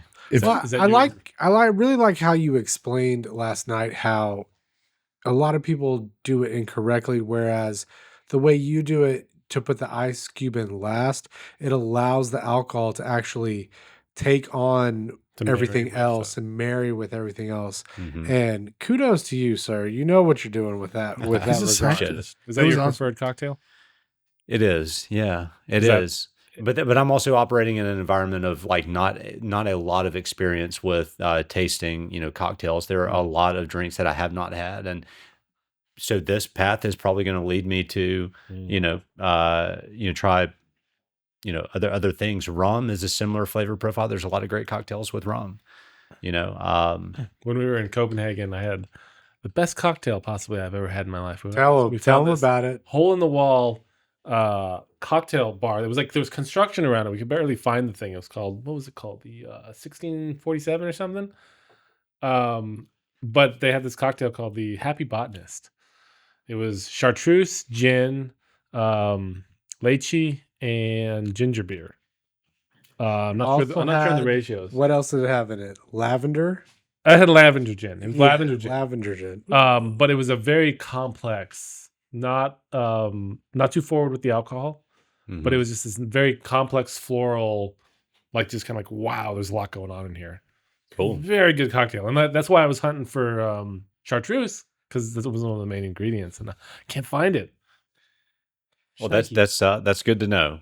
That's good to know because the guy that I met out of Boston was a huge fan and had a great palate, and he introduced me to that. I never had it. It's actually a good mixer too. Like if you're willing to mix with it, like a little bit of that in cream soda. Cream soda and chartreuse really? is shockingly good. No kidding. And you don't need a lot of chartreuse, but it adds a lot of complexity because there's 130 florals in there. Like in Chartreuse throws off licorice.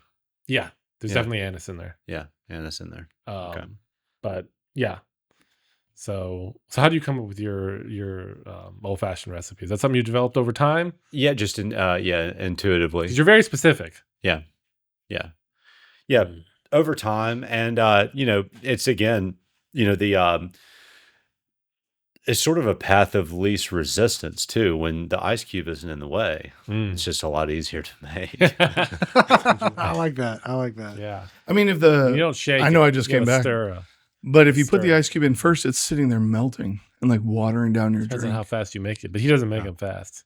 Oh, He lets he them- puts so much it's almost like the difference between buying something pre-made and going home and home cooking it. You feel the love in the casserole or whatever. I mean, I felt the you love can make, last night. Like you your can make things parent, at home like, without oh. love. It was awesome, man. Thank you so much. That was great. Yeah. You got it. All right. I just have to text my wife that we're definitely going longer. Yeah. Also, making old fashions, you have all the ingredients. Do you toy around with which bourbon to put in it? So here's one of the, and this is, this is going to kind of go against, a little bit of this story. I'm one of the things that I'm in pursuit of. One of the next things that I want to do is the the quintessential most amazing bourbon and Coke, bourbon and Coke. So I don't have standards in the sense that I'm going to judge somebody if they want to if they wanted to put E.H. Taylor in with Coke. Whoa. I don't have a problem with that. If you want to drink Weller 12, I've got a great buddy that comes over. I love him. We have built a huge relationship in terms of our respective relationships with Jesus through just having a couple bourbons together and That's talking. awesome. And he'll come over and he can grab he'll grab Weller 12 and he'll mix it with some Diet Coke, and I have no problem with that. Okay. That's the way he likes to drink it. I don't know about the Diet Coke part. What's that? I don't know about the Diet Coke part. That's the way he enjoys drinking it. And so for me, Yeah, I have to, I Regular have Coke. to believe that, that the guys that, really built this whole platform of bourbon probably had some interesting ways that they Sure. enjoyed, their bourbon, Yeah. as well. I mean, Mountain Dew was And, originally a whiskey mixer. That's what it was. It invented tastes for. terrible though. I've tried it. I've It's never so tried not it. good. Oh, really? Yeah. Okay. Well, back in like the Jack Daniel days when I wasn't trying to be on this journey, Right. like you'd run out of Coke and you'd have some Mountain Dew, and you're like, I'll give it a try, and you'd say it tasted good, but I didn't. I don't think it did. Well, a couple months ago, I saw a guy, a distiller, and he was being interviewed and saying, "What's the best way to drink a good whiskey or a bourbon?" And he said exactly what you said. However you want to drink it, Mhm. doesn't matter to me. As long as you're drinking it and know what you like, right? That's ultimately what it comes down to. Which I think that when you go into different pockets of different consumption areas, you probably have more rigid, well, you can only have a vodka this way or one way. You know what I mean? Yeah. Or wine or red wine versus white wine with pairings of different food. But bourbon and whiskey guys, they just seem to go ahead and say, however you want it, man. Yeah. Mm. I think it actually pushes people away if you get kind of snobby, right? If you're like, oh no, you have to do it this way, you have to do it that Is way. bourbon the man's man, the American man's drink of choice? I mean, is that just a level playing field at a certain point to say, hey, I mean, we're in Texas, so I think it's different. oh, okay, Like in Arizona, it was more about Mexican beers, okay, maybe tequila, but none of my circle cared about what we were drinking. about bourbon, okay, Yeah.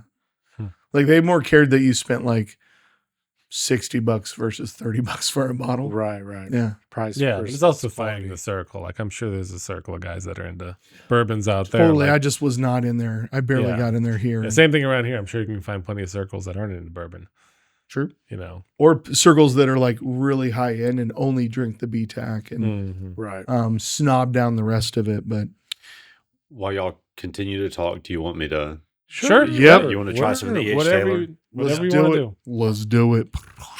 I was looking up some different cocktails you can make with Tiny, tiny. bourbon. I've never heard of these. A black Manhattan cocktail. Any of you guys have tried any of these? A Belvedere cocktail, Nope. Gold Rush cocktail. We have Nope. recipes. I'm not much of a cocktail guy. I have had a Kentucky Mule. Where are the that'd be a Moscow Mule just with bourbon. Presumably, ginger yeah, and- presumably. bourbon. Lynchburg lemonade. Ooh, I bet you that's refreshing. And then lower on the list, which I was surprised, is an old fashioned cocktail. Well, Manhattan's low, and so is mint Manhattan julep. and a mint julep. Yeah. So Yeah, you can definitely get crazy. different recipes. I did some bourbon with margarita mix the other day. It was a good margarita mix. It was like a whiskey sour. Is really what it was like. You're crazy, man. Like I was looking in the cabinet. Cabinet was a little sparse, and I'm like, it was actually not half bad. It was like a whiskey sour. Okay. It wasn't good bourbon though, so that Yeah. it was Woodford. See, and Woodford's good bourbon. I don't enjoy it. Really. So I the killed Woodford the bottle, but I don't enjoy it. Woodford Double Oak is like kind of like a standard awesome. Mhm. You know, they took the first barrel, then they put it in the second one. okay. I was telling a store owner, she's like, "Oh, have you tried the Double Oak?" And I'm like, "Oh yeah, makes for a great old fashioned because that's the most recent old fashioned I had was that." And I kind of like the smokiness in the old fashioned. It like really kind of set it off different. But it's my preference, right? Doesn't matter what anybody That's else That's thinks. what they said. Everybody get some? You didn't give any. So this is You're the not doing it? E.H. No, Taylor. I am. He's tiptoeing. This is the E.H. Taylor. So left to right again. No difference between. Pull that mic up Yeah, to you. get up on that mic. So yeah, left to right.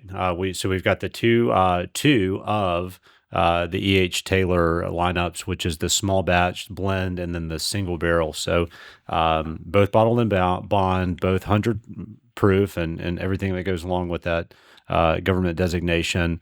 It's just one is a blend, small batch, and E.H. Taylor probably means hundreds of 53-gallon barrels, maybe even above 1,000. And single barrel is truly single barrel. If they finish the last bottle pour and they only get 3/4 the way through it, then they'll probably throw that into the small batch. 100% of the distillate in So you just take that home. What's that? You just take that home. Or you just take it home. So good or bad. Single barrels are, single barrels. That's the beauty of the story is you get an opportunity to have juice that is only in that 53-gallon, barrel. How many bottles?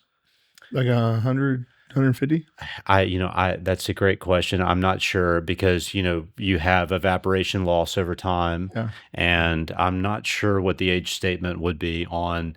I think probably a good range would be that 6 to 8 year, for some of these kind of, mid market Buffalo Trace products like the Colonel E.H. Taylor single barrel. People go crazy over So the single barrel's on the right and the small batch is on the left.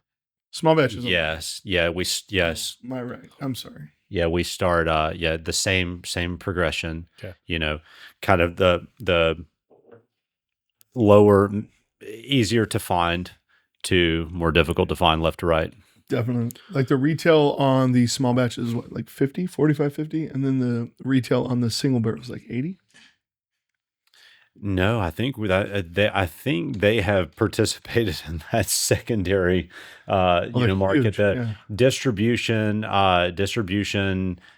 gets to charge more. Distiller gets to charge more. So I would think small batch is probably in that 70.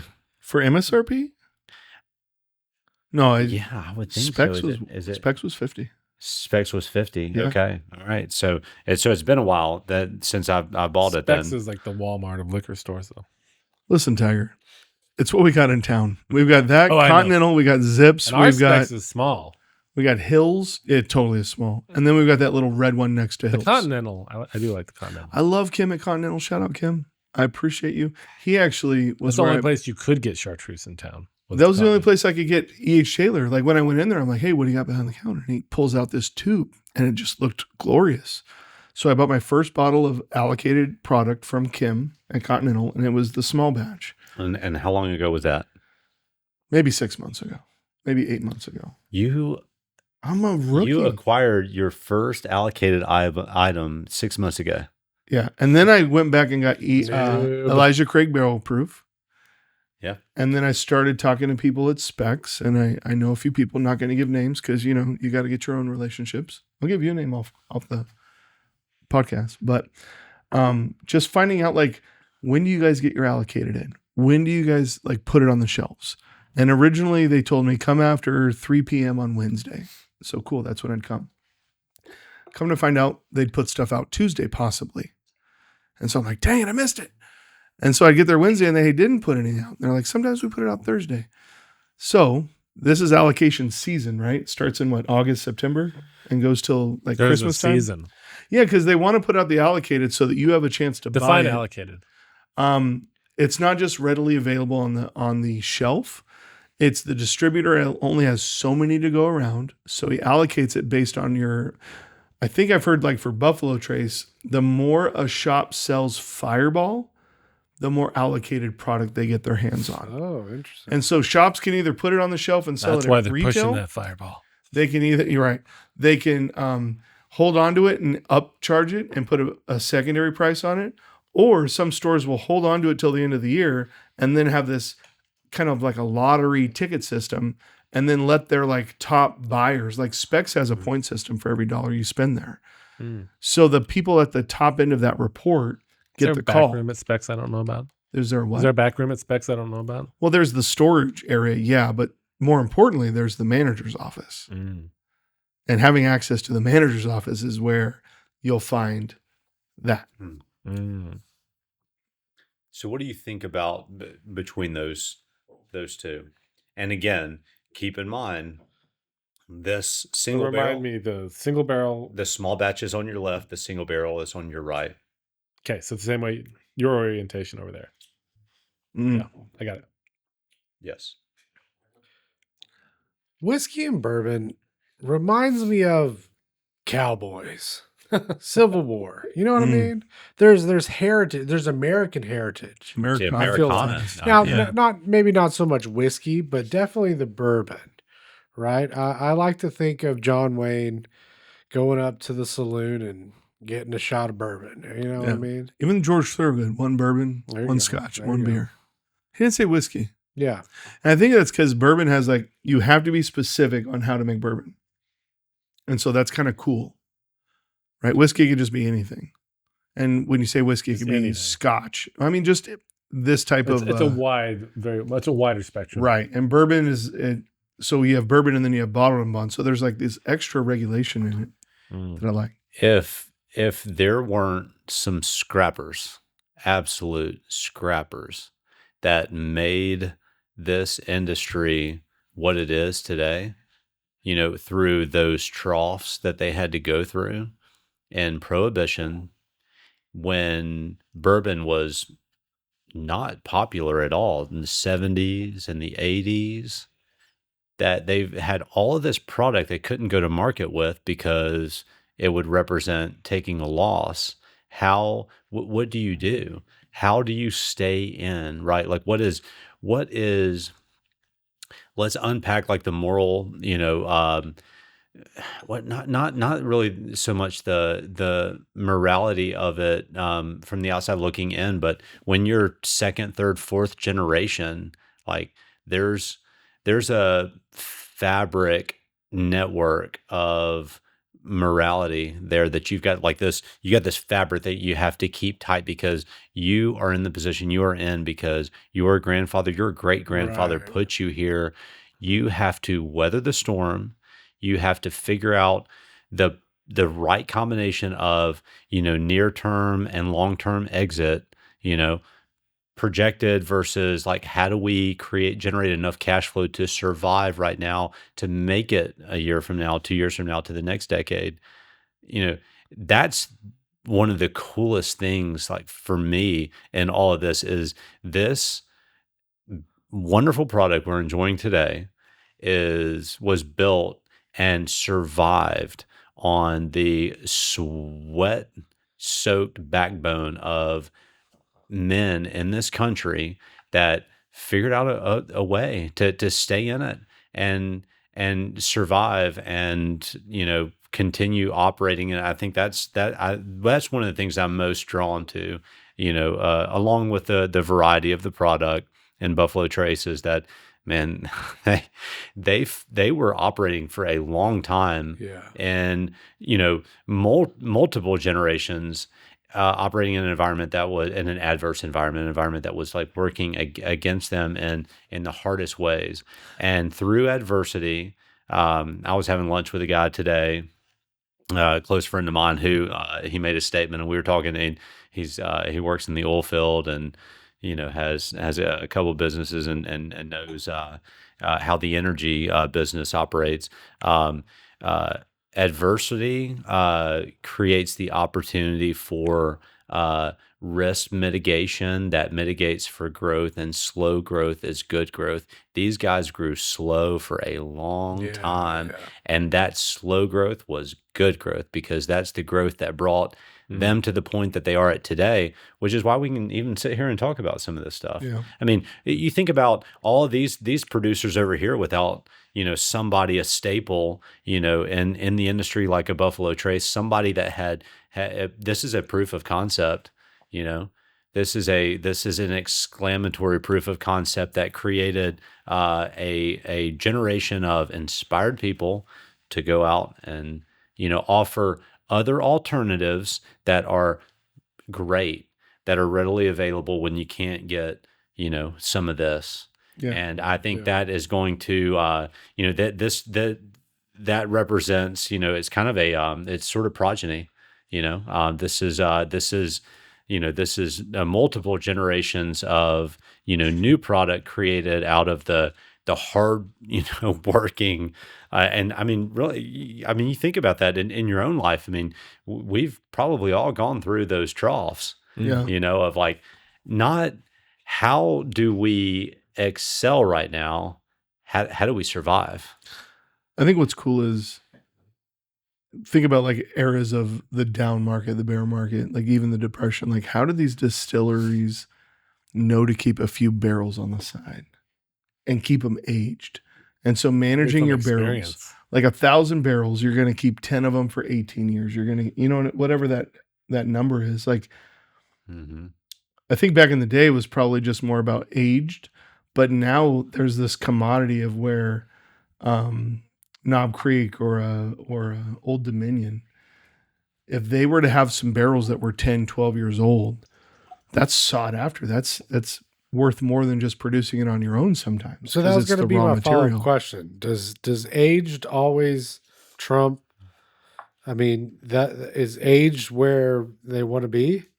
Do you want the longest age? There's a lot of marketing in age. Well, of course there is. Yeah. I think you have to do it all well. I think you have to do it all well. Yeah, because I mean, you think about like if the distillate you started with, is not if the white dog does not have potential, doesn't matter. Yeah. What the numerics are on the bottle, the consumer has so many choices, today. Oh yeah. So there's a lot of choices. So your marketing can only be so good in a market replete with options.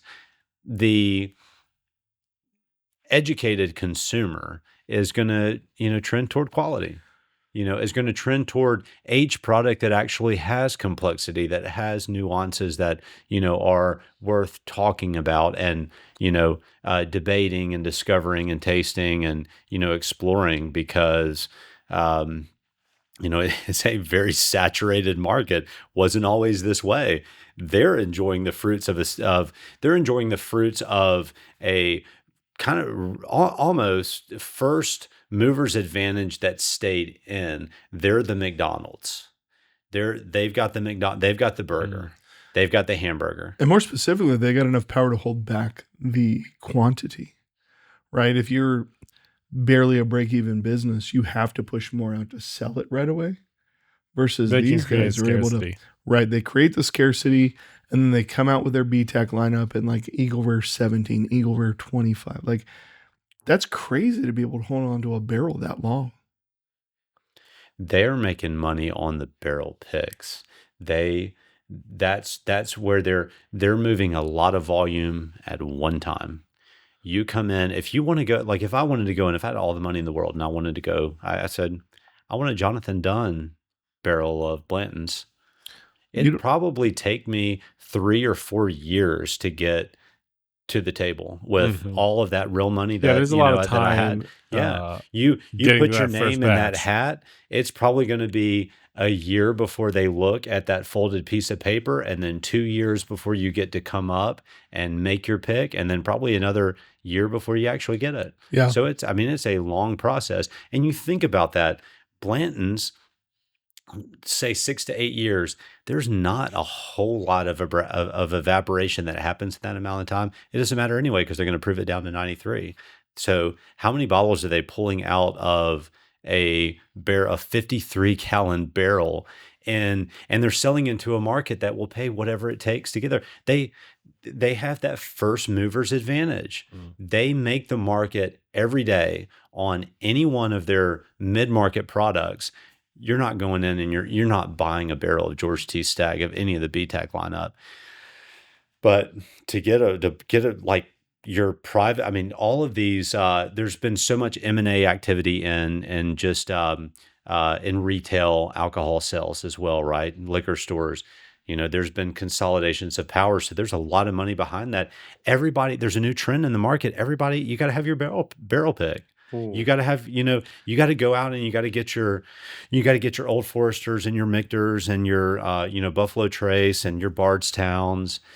And so what does that do? Like, what are those cash flow, implications and pressures of being, to compete, in a market like that where, consumers are coming in and they want to taste what you taste in a bottle of Blanton's. They want to taste what you taste in a bottle of, whatever it is, even like a Jack Daniel's single barrel bourbon or single barrel rye. Everybody's doing picks on that. Yeah. But you have to go in and buy at least a barrel.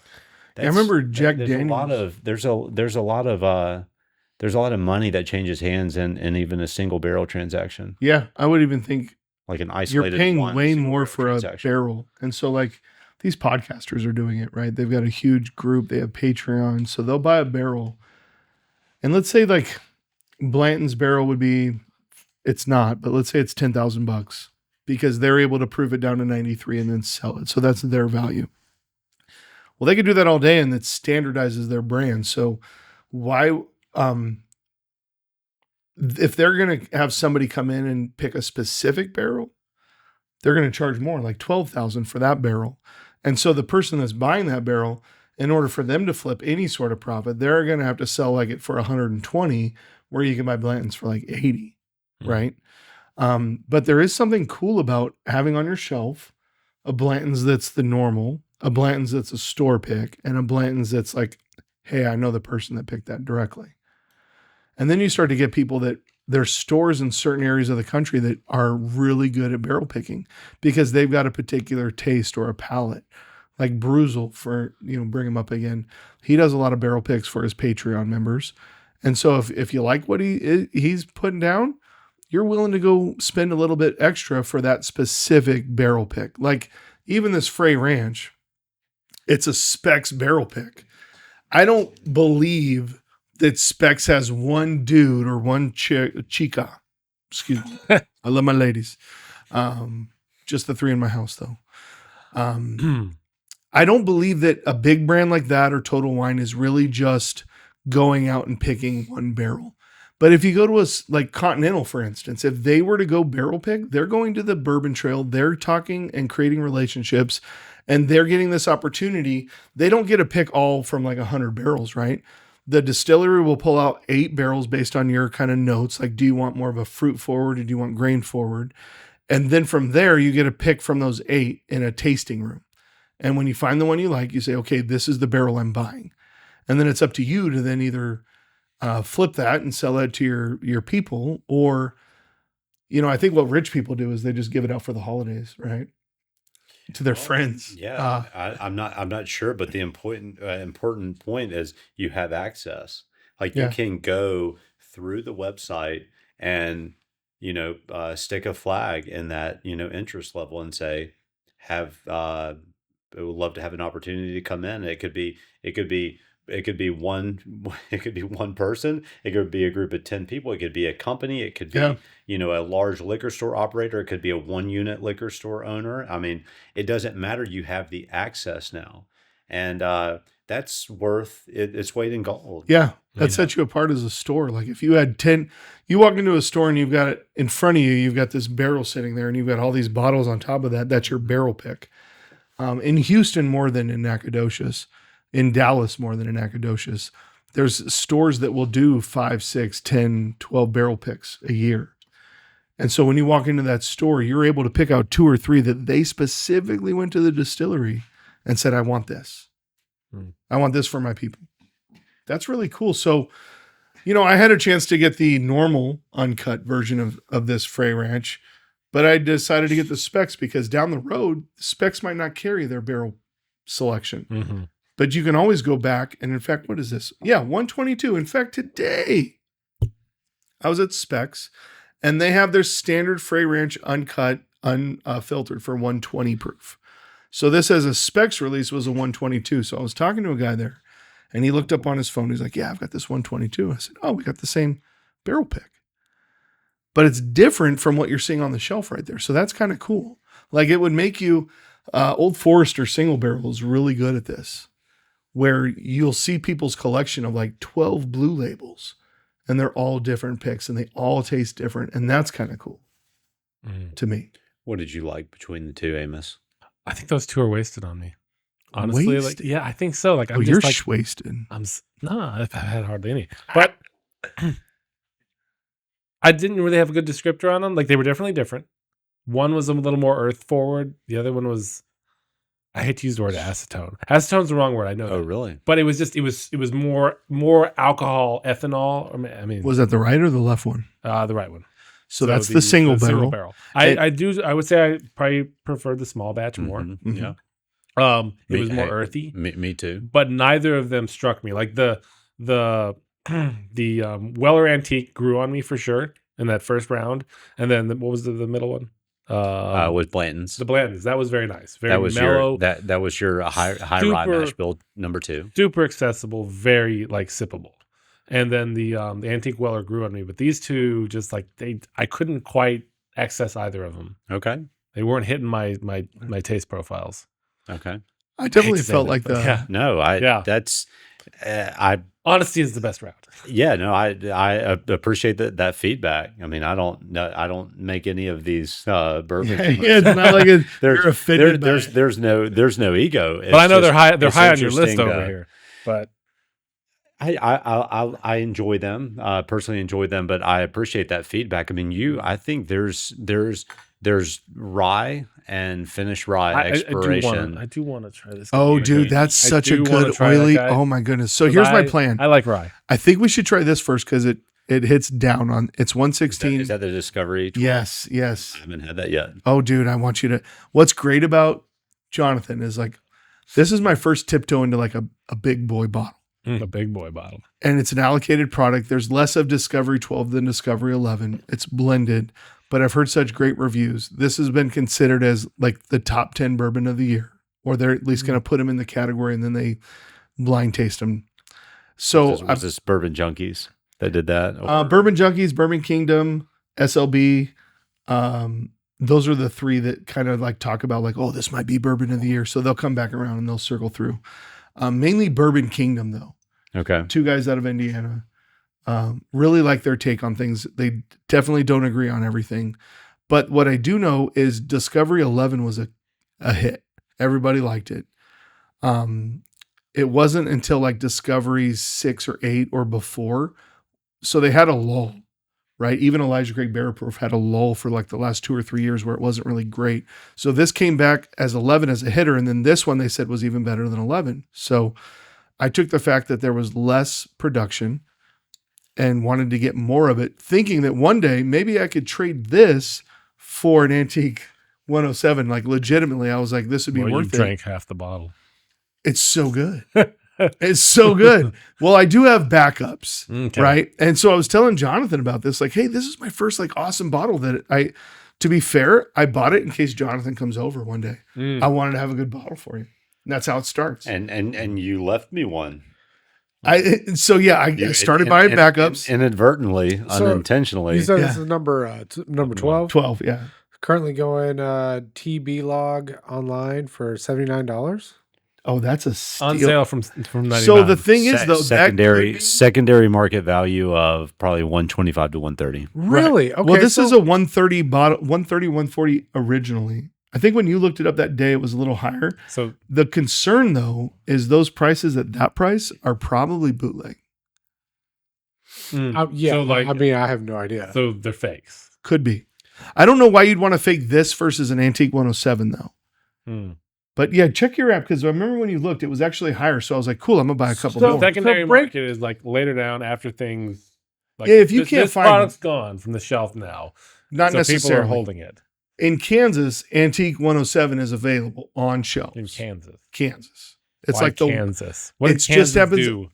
it just Am I happens correct? to be What am I doing? Great. Just flip it around so you Okay. can see it and hit the top of that bottle right there. This Hit one. the- This one. Hit the top like that. Oh, you don't want to see that, What am I Brian. doing? That's like the holy grail of BTAC. What am I doing? Yeah, that's like a mortgage payment right there. What am I doing? So What does it say? It says Buffalo they Trace. got Tap that bottom Okay. window. they got There's like- chips and then- inside of and the. then- Yeah, the they got like bourbon now. RFIDs Oh or whatever. no! Oh no! It's getting crazy around here. Oh no! Now I'm back. But anyway, let's. Do We're you guys have a tagging- clean tagging bottle? our- Do you have a clean bottle? Yeah, so Sure, they- Or yes. a clean, have- a Yes. clean cup? Or Get you a chips. clean cup. Okay, so I George really T. like Stagg. this. Oops. So it'll Sorry. tell you if that seal is broken. But the challenge, really? the challenge is that Whoa, you can what? you can Yeah. copy This- serial information from that chip and just duplicate it into a second bottle. But each one of these bottles is Okay, now we're getting serious. yeah, as you've got laser engraving. There's a connection between the laser engraving and then the NFC. So this product is authenticated and has not been opened. Yeah, Oh, so wow. and so there's a seal. So there's a chip on the top. So once you break that you have a seal, it's gonna make a connection, and that chip will now say, "Okay, it is a legit product, but the seal has been broken." Is there a secondary? Yeah, so we'll tell you when that seal is broken. Is there a Interesting. secondary market for these bottles after they're empty? Oh yeah. Oh, after Yes. that. Yes. Yes, and so Sorry, and I that was was too talking much. to no, that's And then do people bootleg with If those you want to empty give me bottles? some back, you can. But I want you to have a good pour of this. I'll get some back. Yeah, That does look like a lot. That is quite that is- important. In my opinion, very That's a good. interesting. No, that's a standard. You should drink all how that. you would stop forgeries and. But like it you said, makes you can sense. copy the RFIDs and But still, yeah. So why would and we've got a friend of mine who's maybe probably 10 or 15 years older than us that's nice. is in That's technology. very nice.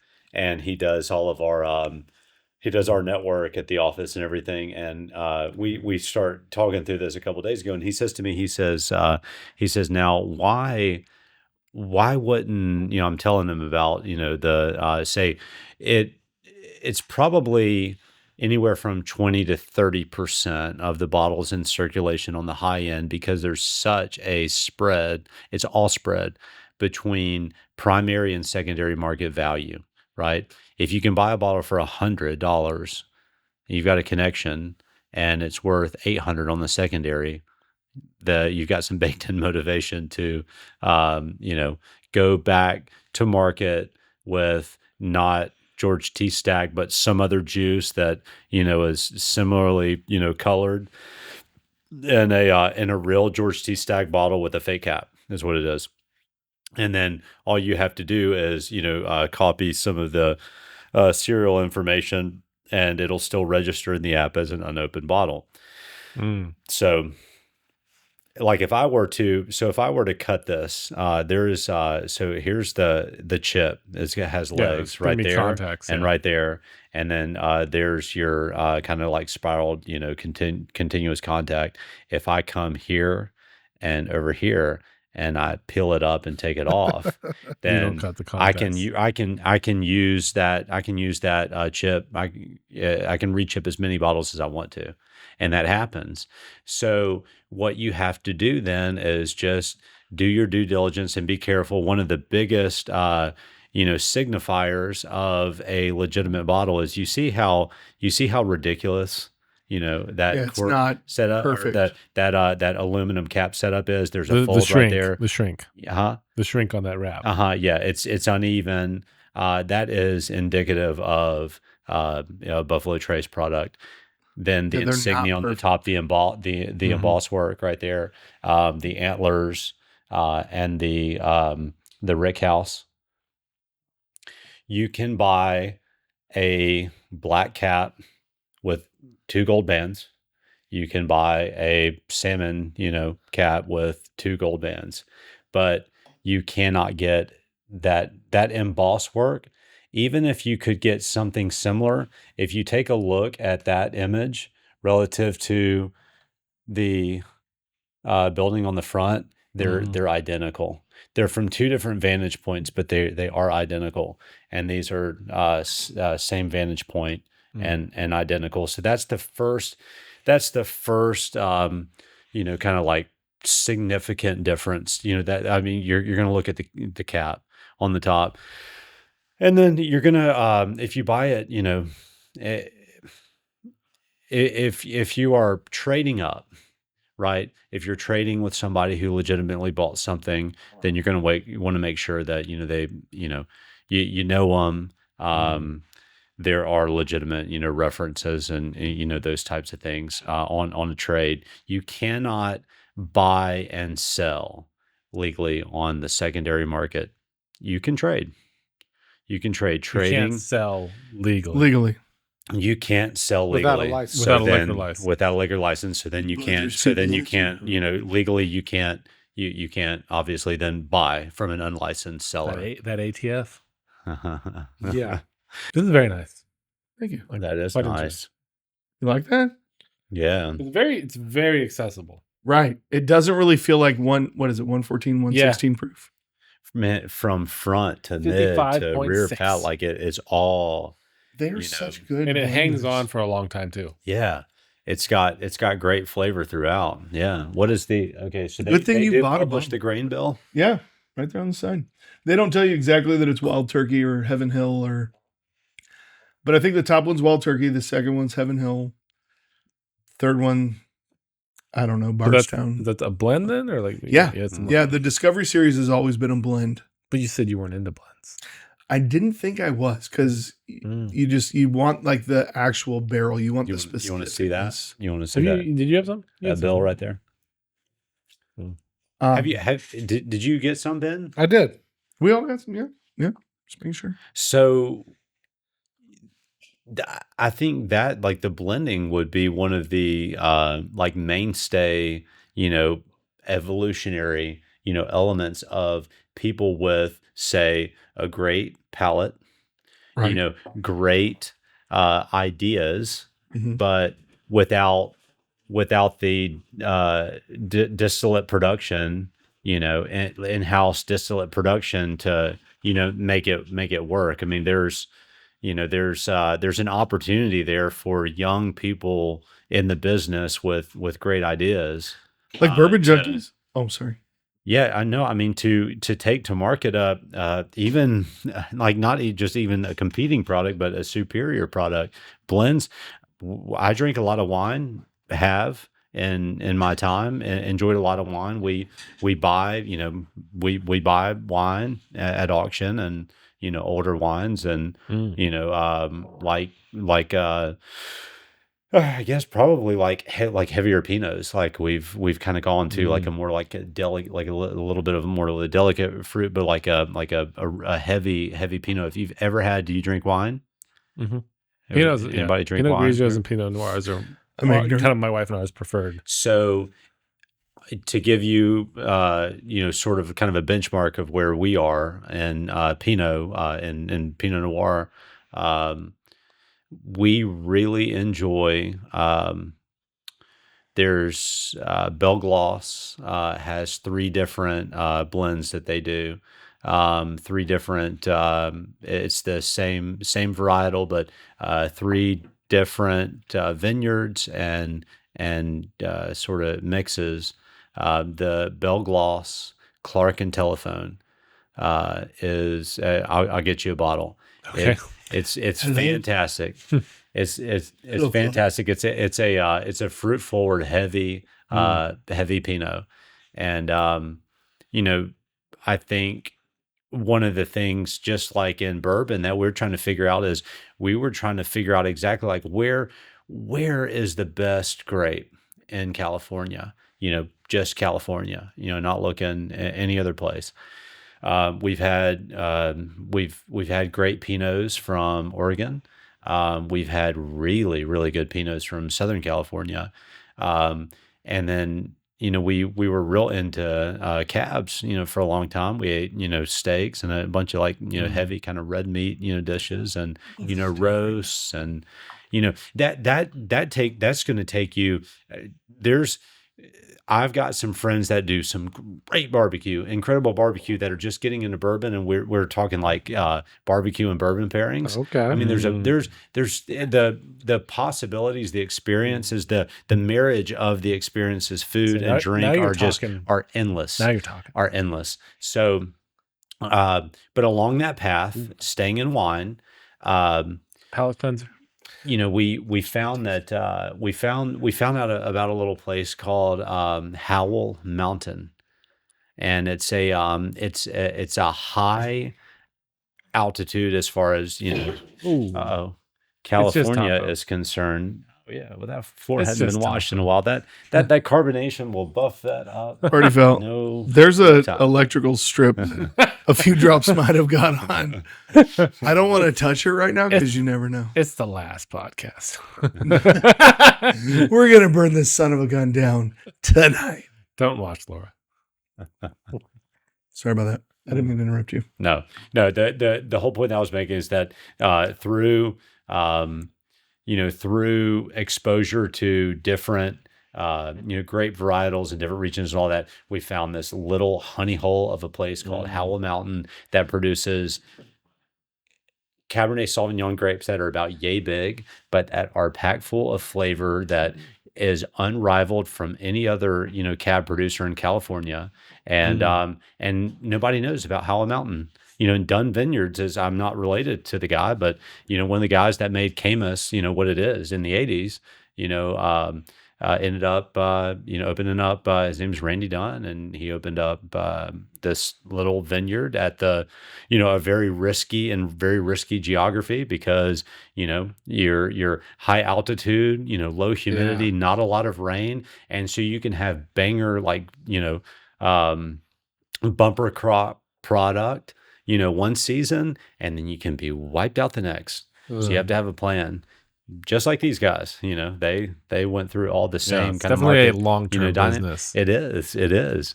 And so there has to be that baked in appreciation for it, because I don't know. Commercial real estate is a relatively long sales cycle, but it's got nothing on these people. What is like for wine? How long do they keep that?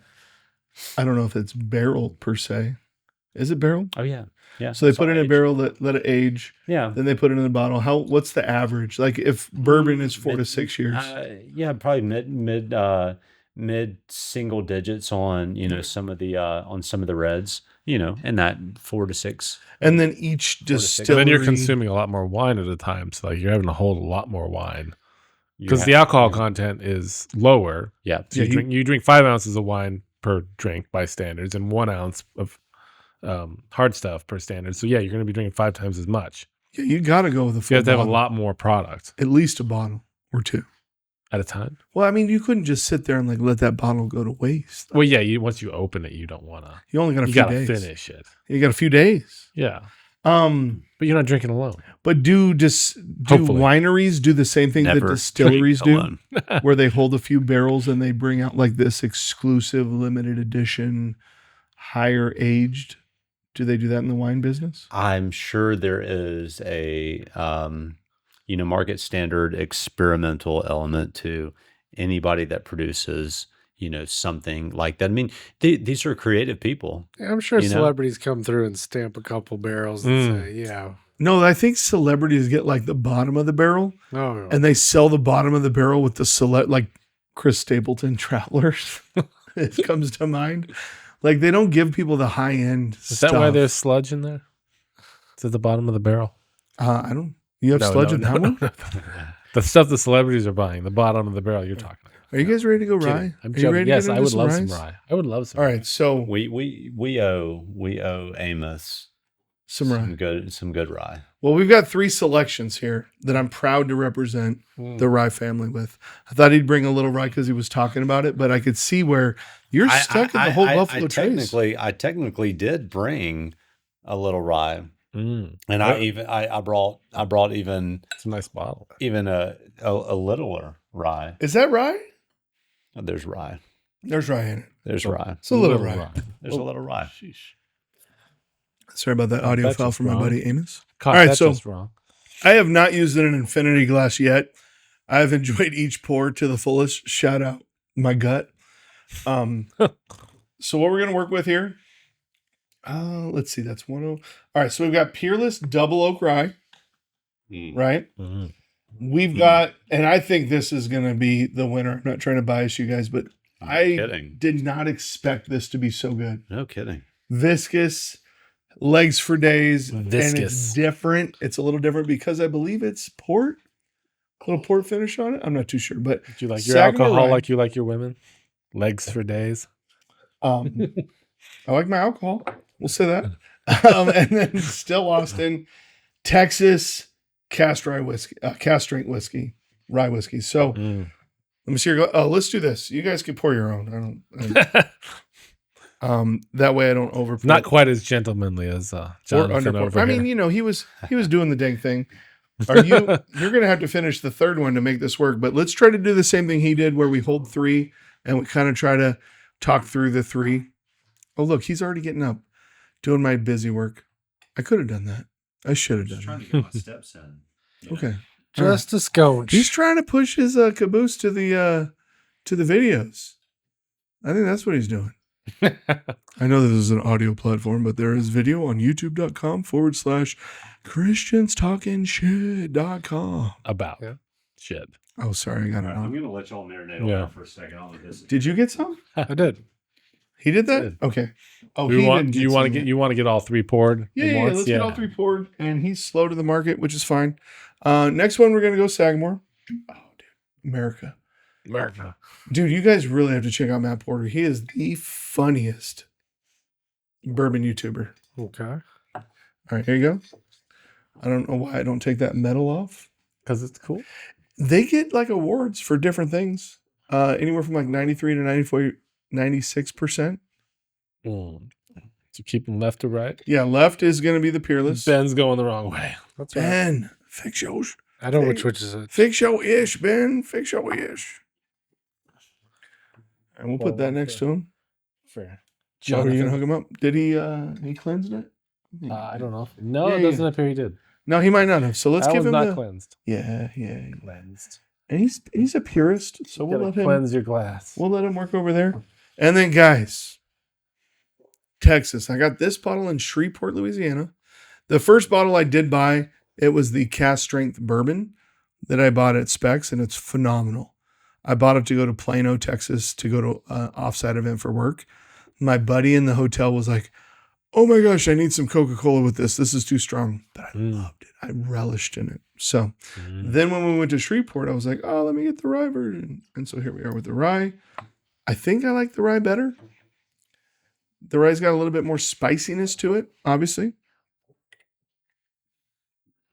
And if you look, the Sagamore, the middle one, has the less color to it. So right? there is a color difference. Yeah, for sure.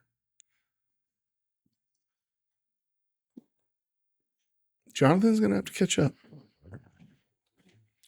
There's no doubt I will. We have faith in you, sir.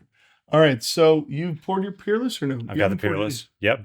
Okay. No, No, you didn't. I You still didn't. have- No, I That didn't. This is the this is Discovery 12. Yeah. Should we wait for you to, or should you No. get a fourth? No, I'll join in. I'll join All right. in. So we're doing Peerless on the left. Did we do that right? Peerless on the Yep. left? Peerless on the left. Okay. And then the Sagamore. I should be able to be like, And then the Austin. Right? Hmm. Still Austin. totally, we're in the right wheelhouse. Mm. So even if you were to swish, you should see that the Sagamore rye has more legs on it. It's so weird. That's the Sagamore is very perfumey. It's a different, because I believe, like, where is it at? It's over here. I believe they put a little, like, port wine or something in there. And then this one's the Austin is very caramel forward. Maryland stout, each barrel blended low mat. What? Dang it. I can't explain it. But there is some sort of like floral fruity type note that you don't see in the other ones as much. Yeah, but look at the legs. Oh my goodness. It like has, this is the first time that I saw not just like the, the drop pours down. It was more of like a Ruffles ridged potato chip. Like the way that the legs sat on that was way different for me. What was the last one? The last one was the Texas Still Austin. Okay, I'm getting a lot of caramel from that one. Yeah, it's very caramel. So you haven't sipped it yet. You're just smelling them, right? Correct. There you go. Yeah. Oh, that does have like an That old one's- lady perfume on the Sagamore. That's one way to describe it. What's the Pearson's? What's the first one? Peerless. Peerless. That's hard to describe. It's the double oak. So that's kind of like the wood flavor is going to really be pronounced in that Yeah. more than anything. Yeah, it smells like I'm sanding oak. I love how you went like this to your left and right nostril, because sometimes if you can't get it with the full nose, Mm-hmm. I've seen people do that and I've done it myself. Awesome. Try it with open mouth Hunting. and almost like half breathe in with your mouth. And then like for some reason it opens up some of the notes. But Yeah. that Texas whiskey is like, it's 4 years aged versus 6 years aged. Mm. It doesn't have to be in the barrel as long because it's so hot in the summer. Okay, that's All right, what do you got? You're still I'm still enjoying my Discovery 12. all right. We'll let you catch up. I'm No, gonna please. hit the restroom. All right. So you Oh, you gotta get closer to the mic, I'm sure. Yeah, you pointed out something there, talking about the the achievable flavor profile within the constraint of time, and time constraints, are really tied to the economic aspect of the whiskey. Right, you got to go to market within a certain amount of time, but you also have to abide by the physics behind the geography that you're aging the whiskey in. In Scotland and Ireland, much more temperate, climate zones. So, I think that was the interesting thing for me. And when you're thinking about whiskey, you kind of look to, the older, like people that have done it longer, and you're thinking about Scotch, maybe not so much Irish whiskey, but Scotch. And so, you're looking at all this bourbon, and it's like, oh, it's 2 to 4 years aged in Texas, like, or, this is a 6 to 8 year old product. Well, Scotch starts in the double digits. A young Scotch is really? 10 years or Okay. 12 years old. Macallan 18, Macallan 25, Okay. that's the year. And why is that? I still want to educate of myself, the climate? more on that, but it's really they don't have 40-degree temperature Right. swings in a 24-hour period. You don't have that. Yeah, on the And- ocean, it's all the same kind of temperature the whole way through, Yeah. right? So it's not because of a certain flavor profile that that can only be achieved in 12 years. It's in order to hit that baseline flavor profile for the whiskey we're trying to go to market with. Like, we need that much time. You can, the natural climatology of where we are with respect to the whiskey industry as a whole has given us, evolutionary standards, really, that are, vastly superior to other, countries. I mean, Western Europe cannot compete. Yeah, Czechoslovakia does not have a single malt. Right. So let me ask you this: is there Sorry, I didn't mean to. with regards to a variety of brands and different labels that we have here on the table?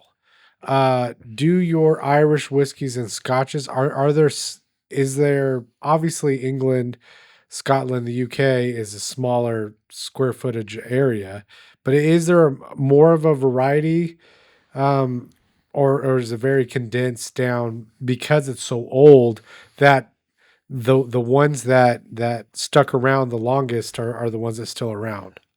I think that I don't know. I can't answer that. Can you? my assumption is based on the lime, the limestone water that's in Kentucky, right? Okay. through the Appalachian Mountains area. Very unique to That's why bourbon is so popular in Gotcha. Kentucky, right? So you've Gotcha. got all the distillers that line up the bourbon trail in Kentucky. That's why if you're a purist in bourbon, you have like a little brother look when you think about Texas bourbons. You're like, oh, well, it's not made with, you know, the same materials that are made in Kentucky. Gotcha. So now you look at in Ireland, there's the Highlands and I don't know, but there's two regions that are really prominent in Scotches. And it's because of the peatiness of like the waters and how you can distill it from those waters. So you don't really hear about UK Scotch as much as just Irish whiskey or Scotch, right? Single malt Scotches. And so it doesn't even matter how big the land is. Right. It's about the water source more than anything. And then about your warehouse. And I can imagine that similar to Florida, Florida's not super cold. It's not super hot. It's kind of like beach weather. Same thing with California. So if you were to have bourbon barrels sitting in those warehouses and on the coast versus inland versus in a mountain where it gets cold in the winter versus Texas where it doesn't get as cold, like you're going to get some differentiation. And I even think some of those Kentucky brands, if they were to have rick houses in Texas, imagine that, Jonathan. Like Knob Creek having a warehouse in Austin just to take their barrels and climate change them in a rick house there. For an evolutionary next step to house them up in certain climates here. Right. And then Do what it does to ship the them profile. down. Right, because you can get That'd be interesting. a 6-year bourbon in Kentucky is like a 2 to 4 year bourbon in Austin. Right. Like I think this still Austin is a 4-year, if I'm not mistaken, but yet it punches hard, man. It's got, and Garrison Brothers especially, like they get so much oakiness out of their barrels after just a few years. It's insane.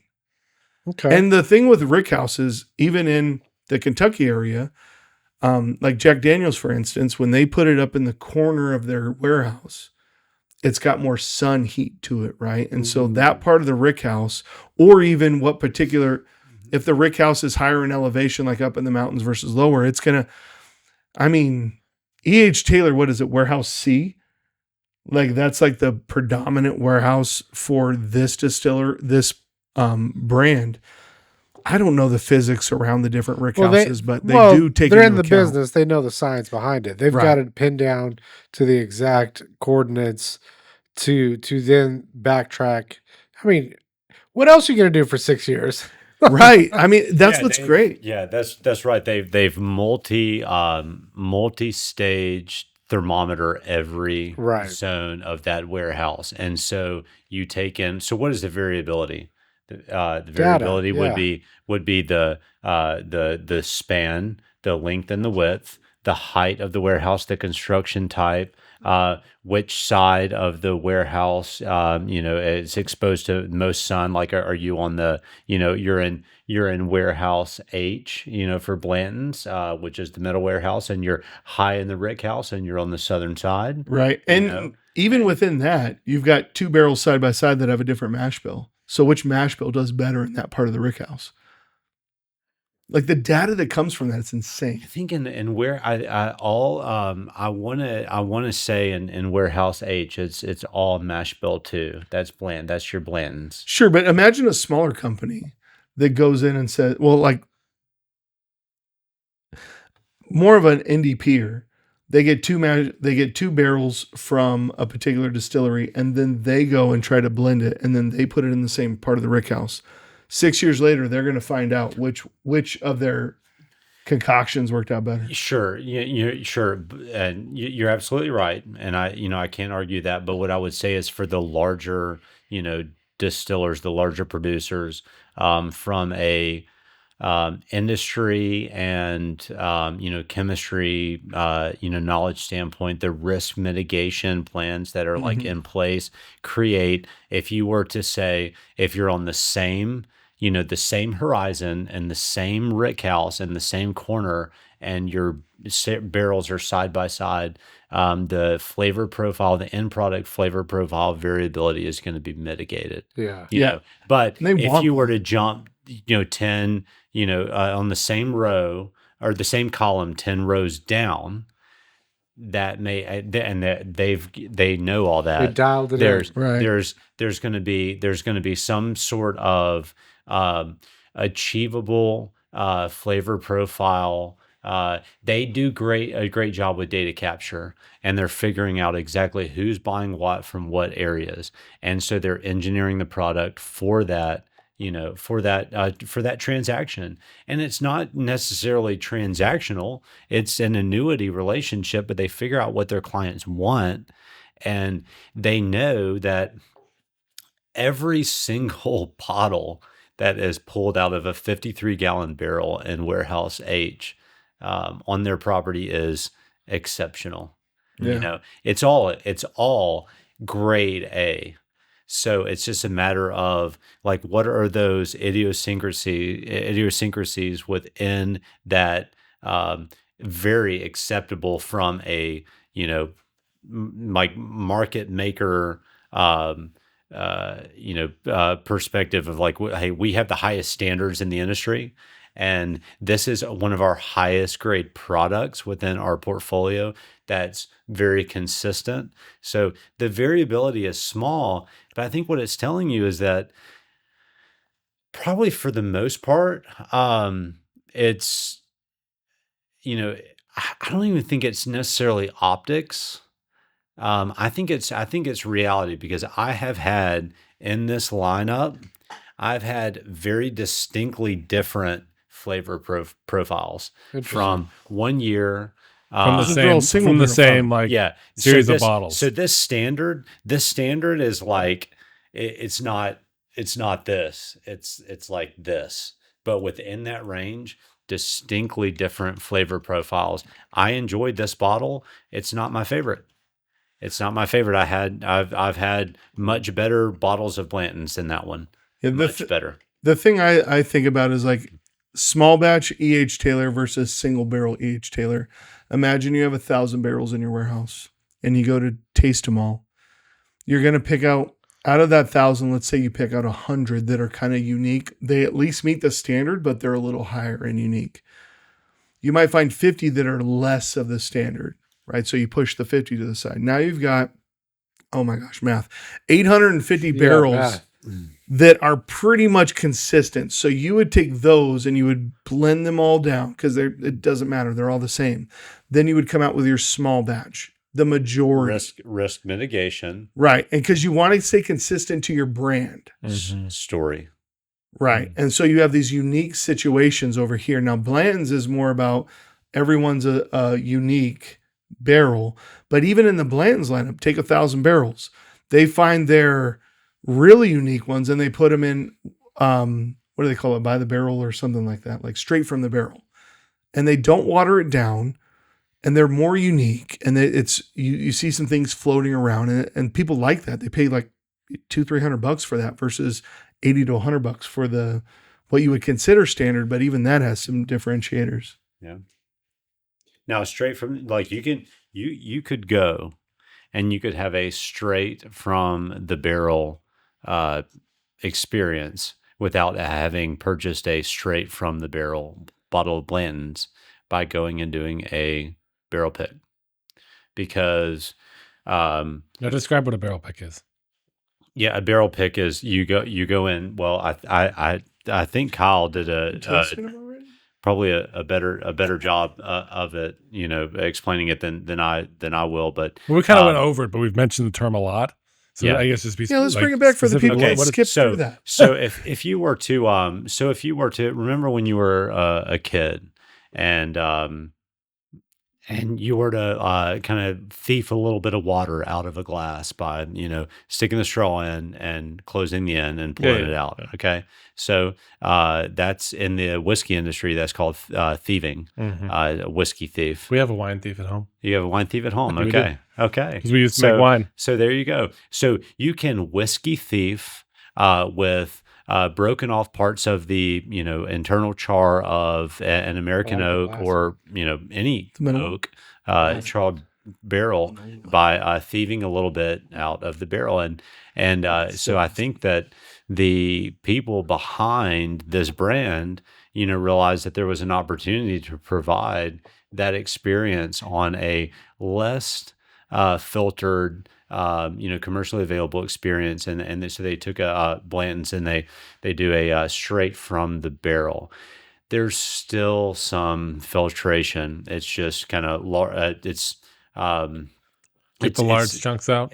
Get the larger chunks Charcoal out. There's still there's will still be some char residue, but they bottle it and they they sell it in the commercial space, and people pay for that experience that you're going to get if you went in to a if you went into a barrel pick tasting, you're going to get a whiskey thief opportunity. But who's picking the barrels? Like when you say barrel pick, like how does the process actually work? The distillery? Yeah, because you've got like 1,000 barrels there's no way they would let you do that. But you're coming in buying it so you can white label it essentially, or like put your label on it. Well, just put your sticker on it that says it. So these are like they have barrel pick, right? Or like if it's us, like we. So it's not quite white labeling is not the right term because that's what you completely. They call it tater sticking. Okay. So you'd put your sticker on the back, and we'd have this fun little. So when you mention like celebrities doing barrel picks, not so much. Influencers or stores, liquor stores. But it's still going to be like this stuff's Frey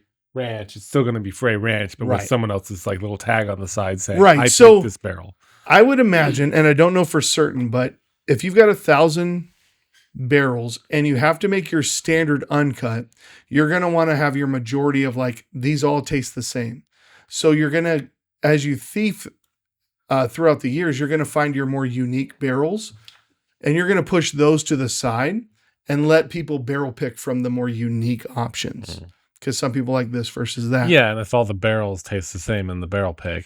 Right. It doesn't make sense to give them your standard barrel that's going to be the same thing as on the store. Right. Okay. I don't know.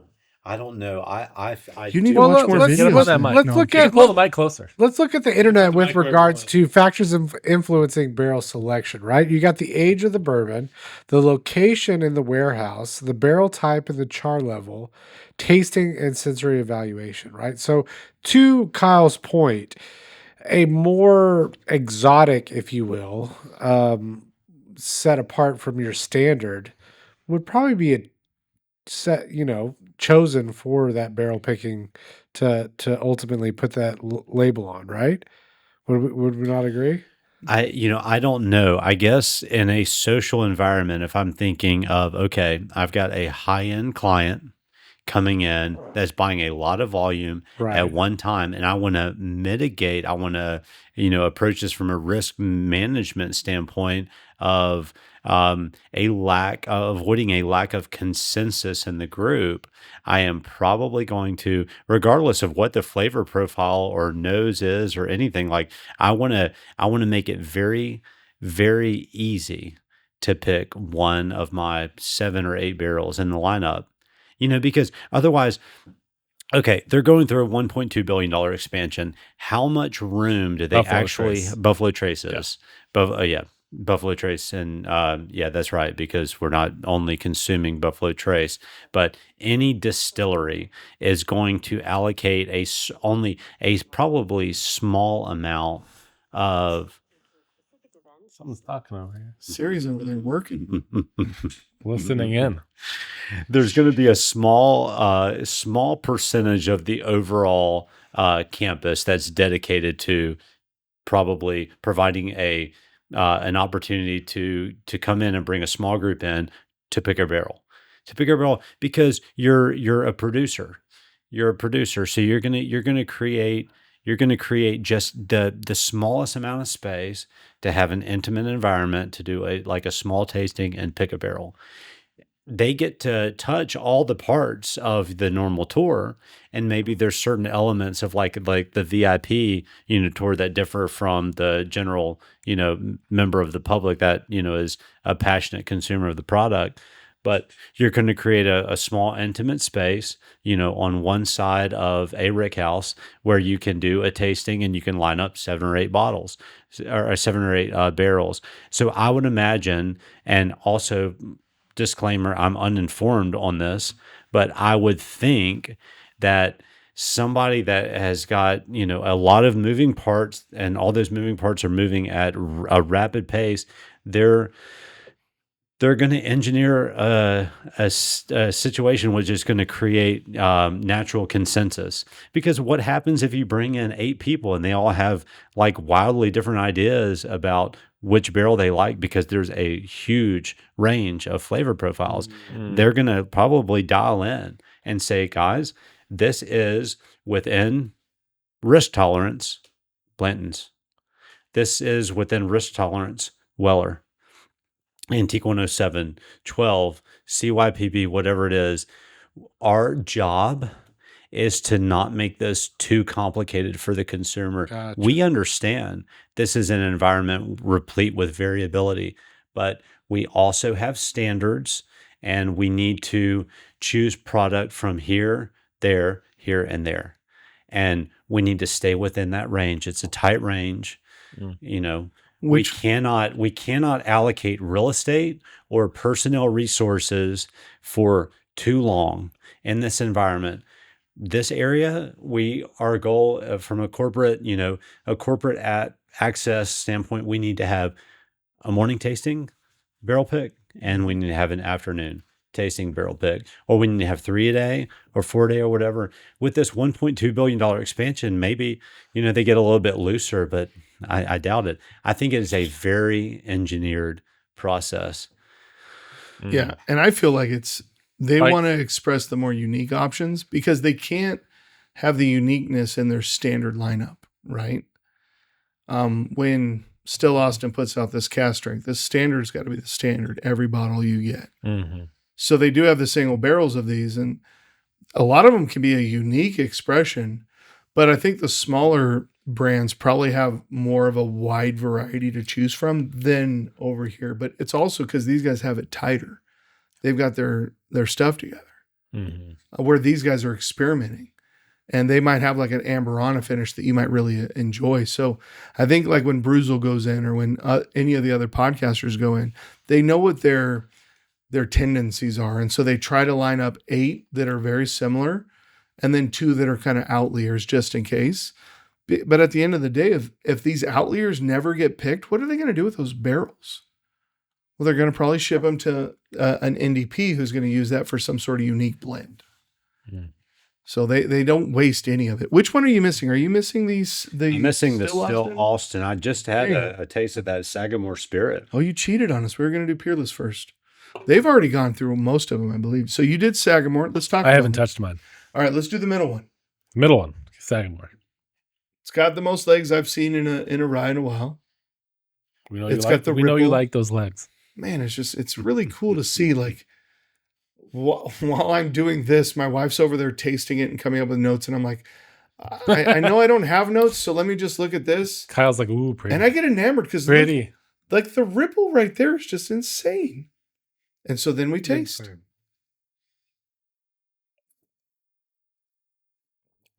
Now we're talking. And it's floral. That's good. You like that Sagamore? Well, it's crazy. It's very like perfumey, but in a good way on the end. Yeah. Floral. But it's almost like it's perfumey. Well, it's totally different from all the brown sugar, caramel, toffee type stuff we've been tasting, right? Mm-hmm. Yeah. But in a totally good way. It's, God, what's the, trying to think of what that liqueur is. Lavender fruit or, no. There's a certain liqueur that's reminding me of. As a novice, I will say after this will be our 3rd round of tasting. Obviously the alcohol bite is gone, and you're able to truly focus on. Are still bitey. No, the bite is gone. Well, like the alcohol, the ethanol part, right? Like it's not like raw to your tongue anymore. Right. You can truly. I feel a deeper appreciation of this. Maybe the alcohol talking, but for what the differences are. For real. Why do you think they call it spirits? Oh, we know why they call it spirits. Because there's no, I don't know why actually. So what I was interested to think of to hear your thoughts on the Sagamore. So at first, sight, if I'm just taking a look at color concentration, I know I like a darker spirit, Mhm. and I know that I really enjoy that Peerless Double Oak. So I'm looking at that, and I'm really not thinking about the Sagamore, but You're ready to try that. He wants that that. He wants batch that no, five. Peerless. no, I've had it. You did do the batch 5? Yeah, Okay. I've gone back and forth a couple times, and Peerless show? that Sagamore. This is the third.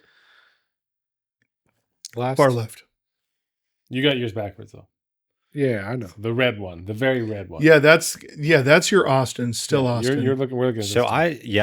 okay, so I messed that up. You're okay. Maybe you can do no wrong. I started with the Peerless Double Oak on the far left, and then Sagamore in the middle, and I haven't poured the Still Austin yet, but I very much enjoyed the it's kind of like the Eagle Rare is for me. It's all on the front. Mhm. It's very vanilla forward. I get that caramel. I get a little bit of like dark fruit raisin on the Eagle Rare, but it completely disappears on the Double Oak. It stays. Yeah, this is like I just tasted it. It stays with you. And that's for me. In terms of what I like, I want it to stay. I don't want a clean finish. I want a long finish. I want to be able to sit there and move it around in my mouth post I guess like after the the initial consumption, I want it to stick around a little bit because that for me tells me more of the story of complexity because of the alcohol concentration. If you don't have the alcohol concentration there, then you don't get all the benefit on the back end. But that Sagamore, I mean, the unique thing about that is like such a strong finish for as light of a color as it is. That looks, The middle? that has the color of a very young whiskey. But man, I get that one for me, you get kind of like almost, strangely enough, this is a rye, but I'm getting like I'm getting like a grain dust on that. It's almost like Yeah. it hits you, it hits you with the rye in the same way that like a Jack Daniel's, they like a Tennessee whiskey barrel select, like a barrel strength, like cast strength Jack Daniel's that Well, I Grain feel dust like is what you're saying as far as like the Jack Daniels versus the Ben's Peerless, looking up like grain dust. it's wider. Did not come and up in stays reference longer. to alcohol. But I'm not Bourbon talking about the whiskeys. Peerless. I'm talking about the Sagamore. Well, the Sagamore feels like it's just a palate cleanser. It's just different. It's so far different from everything else. This is so grain dusty, like forward to me. Maybe like a Maker's. Like a Jack Daniel's. Oh, I just had Jack Daniel's, the single barrel proof rye a couple nights ago. Yeah, I fell in love with like the caramely banana-y like thickness to it, and I don't feel that with the Sagamore. Okay. Let me go back to it because you never know. But I really look at the Double Oak Rye of Peerless as like it would sit there with the Joseph Magnus Cigar Blend. It would sit there with the Stag Junior. It would sit there with. Yeah, wait till you. I love this right here. What are you talking about right now? Which one? This one? No, this one. Oh, this one. The Peerless is it. Like I really feel like it's a wide type of. Is that the Peerless? No. This is the Sagamore. I'm Okay. trying to go back to the Sagamore to hear what you were saying. Okay. But I'm really now that I've tasted all three, the Double Oak Peerless stands out as like it lingers, it stays. It's a long palate. Where this doesn't. So I can appreciate that more than I ever would have in a previous taste. But I do like the floralness of this Sagamore rye. Oh, it's delicious. It's not nearly as spicy. I get so much dust on that Sagamore, and I get a bite on that Peerless. It's dark. The Peerless is darker initially, but there's a bite. There's a rye bite on the back end, which I absolutely love. I love a good strong rye, but this is like it's got a stronger flavor profile than I would give it given the color concentration, but it's a dusty kind of raw like grain to Yeah. glass element that I really like. So maybe it's the first pour of a rye. Did you get that around here? Total Wine. No, you can't get Sagamore in Nacogdoches. Yeah. I have not seen that bottle. Yeah, it's such a cool bottle, like how it's kind of triangulared in the front. So let me ask you too. Have you guys ever thought about starting your own show with regards to bourbon and reviewing bourbon and Yeah, we're kinda Bourbon going in- Boys. We're the Bourbon Boys podcast on Christians talking about shit. The market First install. the market's because too saturated. because ultimately I think that it's a rare Jonathan's over there with the voice for radio. I mean, he's Yeah, got that yeah. stellar boom. Dude, I does wanted sound him to AD like, voice. yeah, take some of that bass out of your tone. You're making us feel immature over here. easy now. it's a rare thing to find such educated men in something that a hobby, if you would call it a hobby, that you guys really really love bourbon, and it shines through with the amount of enthusiasm that you talk about it. It's really awesome. Have you guys ever thought about kind of teaming up and doing anything like that? We have not, but yet I think it's a cool forum right here with you guys included. Yeah, I agree. There's a lot of twosomes that are in the YouTube bourbon realm, and I think it's cool versus just one person because you get that contrast. Yeah, it's definitely a conversational topic. Yeah, true. I mean, and what drew me to this was your interest. Like your interest Yeah. and kind of wanting to hear about it, and not hear about bourbon, but just hear about like kind of what somebody who knew a little more than you did about A bourbon, lot more. talk about it. So that's the interest level for me. Is I know to be blunt about it, I don't have any interest in starting a bourbon or a whiskey podcast and talking. I think the older that I get, the less interested I am in hearing myself talk about anything.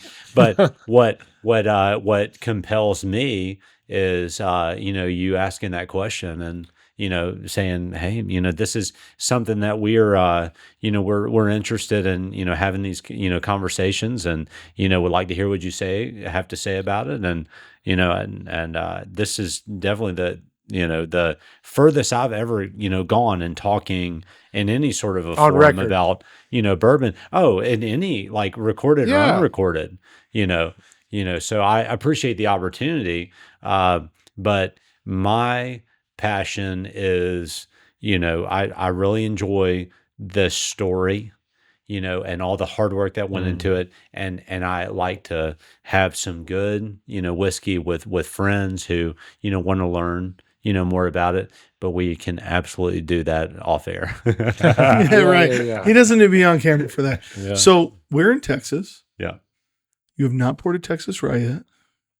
I need you to get on that Still Austin, sir, and tell us what you think.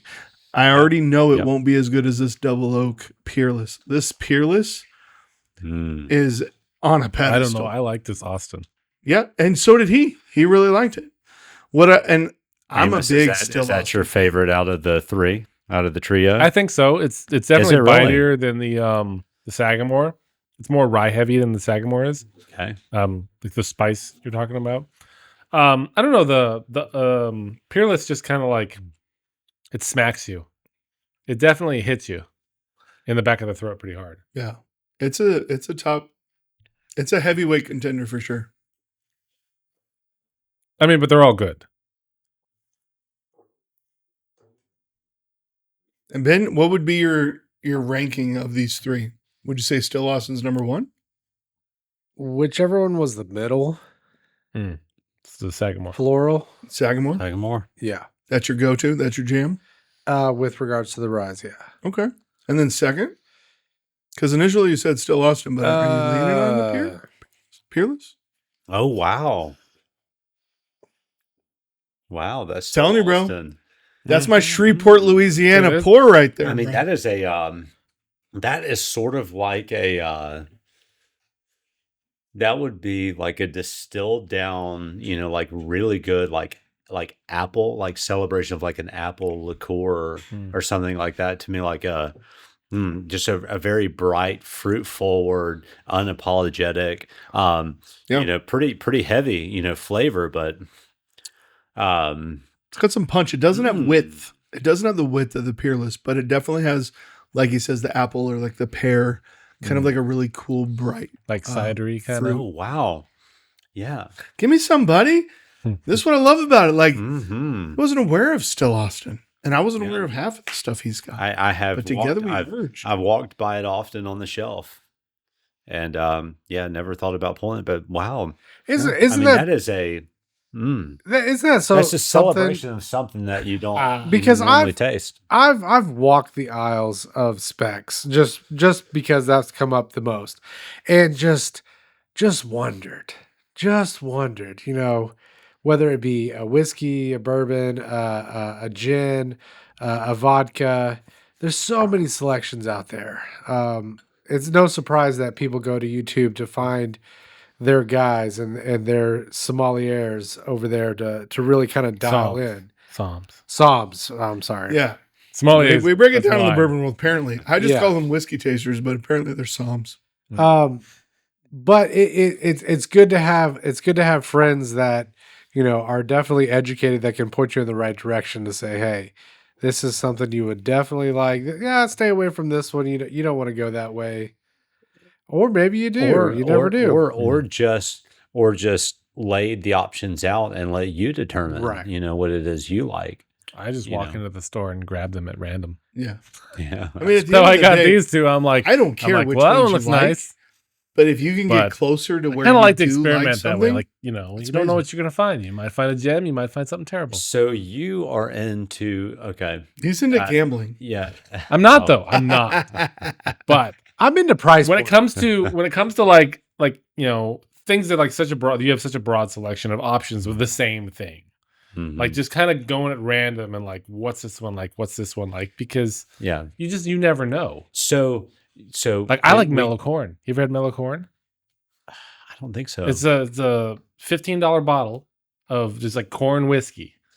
Shout out to Reddit Super because good. Mellow corn. Try it. It's like they call $15 mellow for corn like $7.50. the gem. It's good. Yeah. Rittenhouse rye. If you've had that, that's pretty good. Just like random stuff. Yeah, and if we're talking about volume equivalents on 750 milliliters, you're saying 4 drinks and wine, right? Mhm. As opposed to 22. 17. Yeah. 17 to 18. I like his. I guess pours. I'm into discovery. I like discovering something. So it's so much easier to discover 1/17 of a bottle as opposed to discovering 25% of a bottle that you have to pay 100%, for, right? yeah, So well, this stuff's that's- shelf stable. You can't. and You it- can have a sip and like set it aside. You can't with wine. Exactly. Well- And that's maybe even a greater point. There are ways to extend that. But we as a couple, my wife and I mean, we drink wine.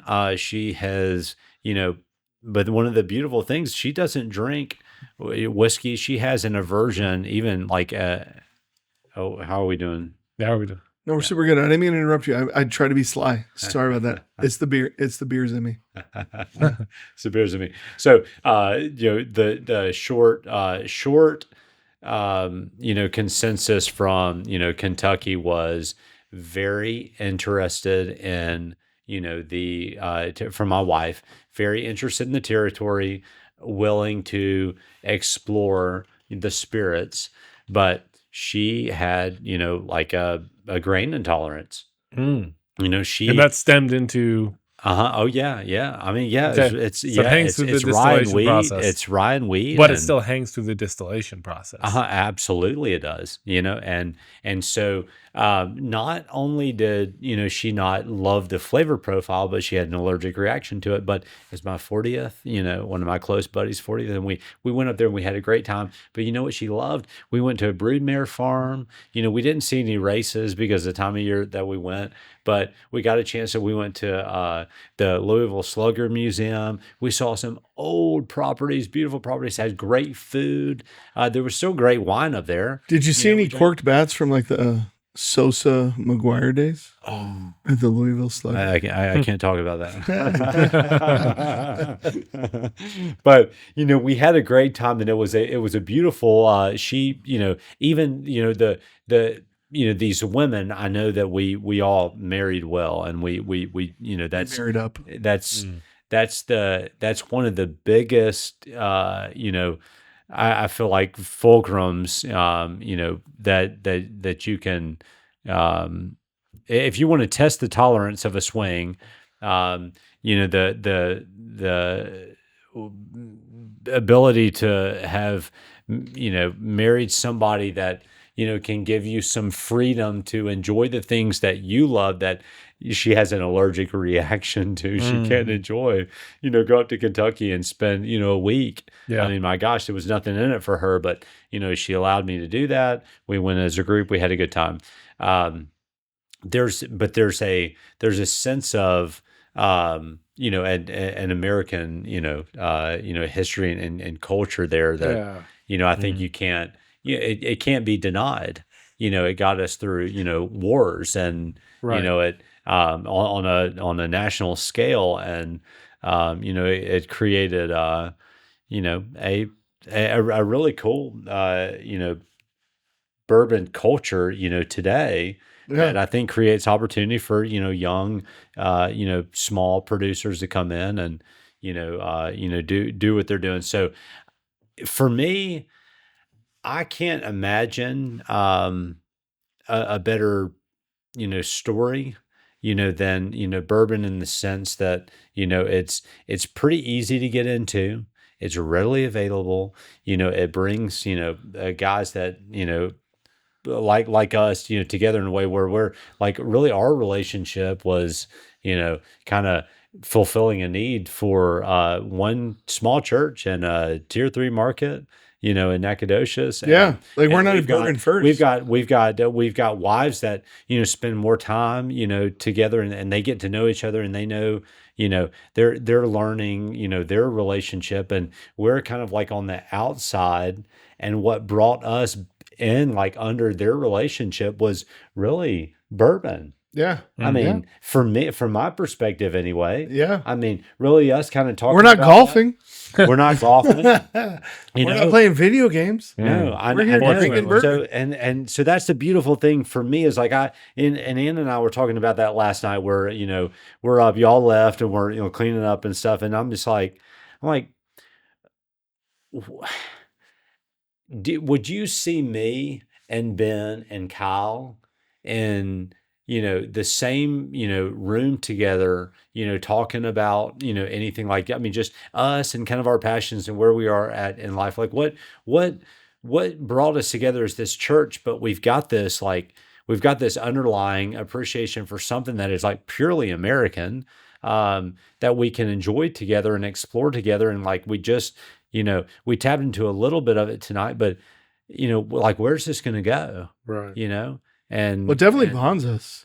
yeah, Like almost like if you were to go hunting with your brothers. yeah, I at work, I think of it as being in the trenches. Yeah. Like if I'm on the same team with somebody in a sales environment and we've been together for a period of time, like we've had to deal with management, like coming down on us, management changing our workflow. But when you're in the trenches with your brother and your sister, and you're like, we're working for a common good and we're all trying to get to the same goal, It unifies you. it does. And And so see, that could be golf. This doesn't unify me and you. This provides me the opportunity for unification. This gives Right. me an opportunity to like figure out who you are and what your story is, and like It's a how- connector. yeah, it is. It is a medium through which there is an opportunity for a deeper connection. The whiskey is in the deeper connection, but it was the open door to get me in. Right. You know, and that's what Right. I appreciate. And I mean, if you think about all three of us, we have a different kind of introverted, extroverted scale. Well, that's true. Short beard, medium beard, long beard. Thank you. Just call it that. But No yet beard. together we were No able beard. to unite around this particular taste, right? Like, let's taste this. Let's see what you like. And then we kept going forward. But I think this is the most like accessible way for us to come to the middle, come to the center, if you will. And then that's how you get to learn people and learn about them. Like, we could have a campfire and learn about each other, but what are we going to do at the campfire? We're going to either eat or drink, right? There's only so much we can do. I mean, drinking's kind of like, maybe that's why it's been around for ages. Well, Like the Bible also, and bourbon it's has a been social around. lubricant. There you go. Yeah. Speaking of which, I don't mean to like push you forward, but I've got 2 bottles here I'd like you to try. It's the Yeah, high try it. proof, Gotta the end on home those. runs. These are the Barry Bonds of bourbons. We've got Boulder Now, Spirits. you got to keep in mind. You got to keep in mind we've got a rye whiskey. Did you already drink your rye whiskey? Enjoyer here. We've got Yeah. a rye whiskey drinker here. So Well, we may I am. we may need to go back to the well. I will on say I something am- that you've had. You know, to finish up. I know you're limiting your consumption. So Yeah. if there's I'm hitting my top, so Okay, we don't have to. I folks, might just like We don't have to go into put it in these here. by any means. yeah. Definitely don't have to. Yeah, well, no, we gotta end on something. We gotta gotta do end on a something. bang. All right, so if you guys can clear up 2 glasses, we could do the tiniest of tiny pours. I really like this. It's more caramely, more like wide bodied. This I'm still trying to figure out how much I like, to be fair with you. Mhm. Are you good? Yeah. You need I got my wife coming with an 8 piece of chicken. No, I'm Word all on- set. I've been pacing myself. Word on the streets is Popeyes is closed. How terrible is street. that? There's always Taco Bell. Ooh. We went to D Gorditas today. Mm. They're like Gorditas. some sort of cheese taco. Cheese-a-lupa The taco. Gordito. D Cheese-a-lupa. Gordita. I don't know. Was it fantastic? Oh my goodness. It There's- was One of my phenomenal. favorites. Right by the church. Well, they they're, give you they're this, on like- they're on the South Loop by Woden Road. Right? Yeah. Right by the, just right up from the church. They've Yeah, got yeah. some sort of like soupy salsa for dipping. I didn't like that. But they've got this like habanero sauce, Oh my gosh. this paste. It set me off. They have a second Here, location, you go. which is Did pretty you want to get awesome. in on this? You're going to have to I'm infinity still- glass. Yeah, no, I'm still working. I'm still All working. right, you Y'all- work your thing. You do your Enjoy, boys. rye. Get in on this. No, you're pouring your own. I'm not going to be the creator of your downfall. I love Frey Ranch as far as the bottle. Like when you go to pour the bottle, whether it's the 90 proof or the uncut, their bottle is substantial. It's a nice bottle. It feels like I kept the original 90 proof just so I could have. It's empty. That's a heavy bottle. Yeah, it's still gonna be crazy. Now it's weird in the sense of like I wouldn't consider it my best uncut, but I know it's also something that people don't really get. It's not commonly tasted, so I definitely want people to try that. But this one is even less.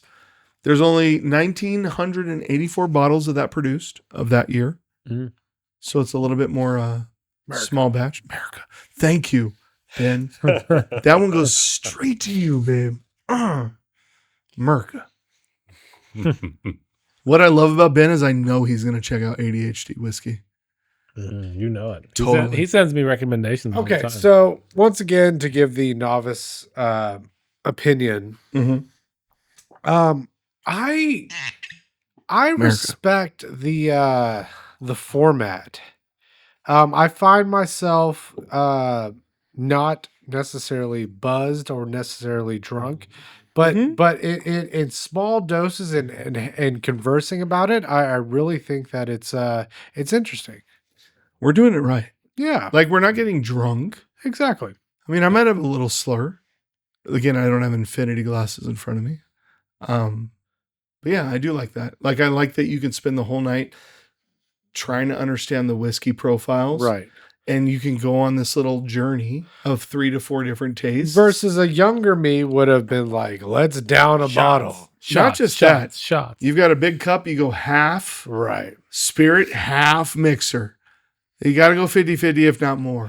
So that's the difference as we grow up. It's like, let's just really try to understand and appreciate and really get through it.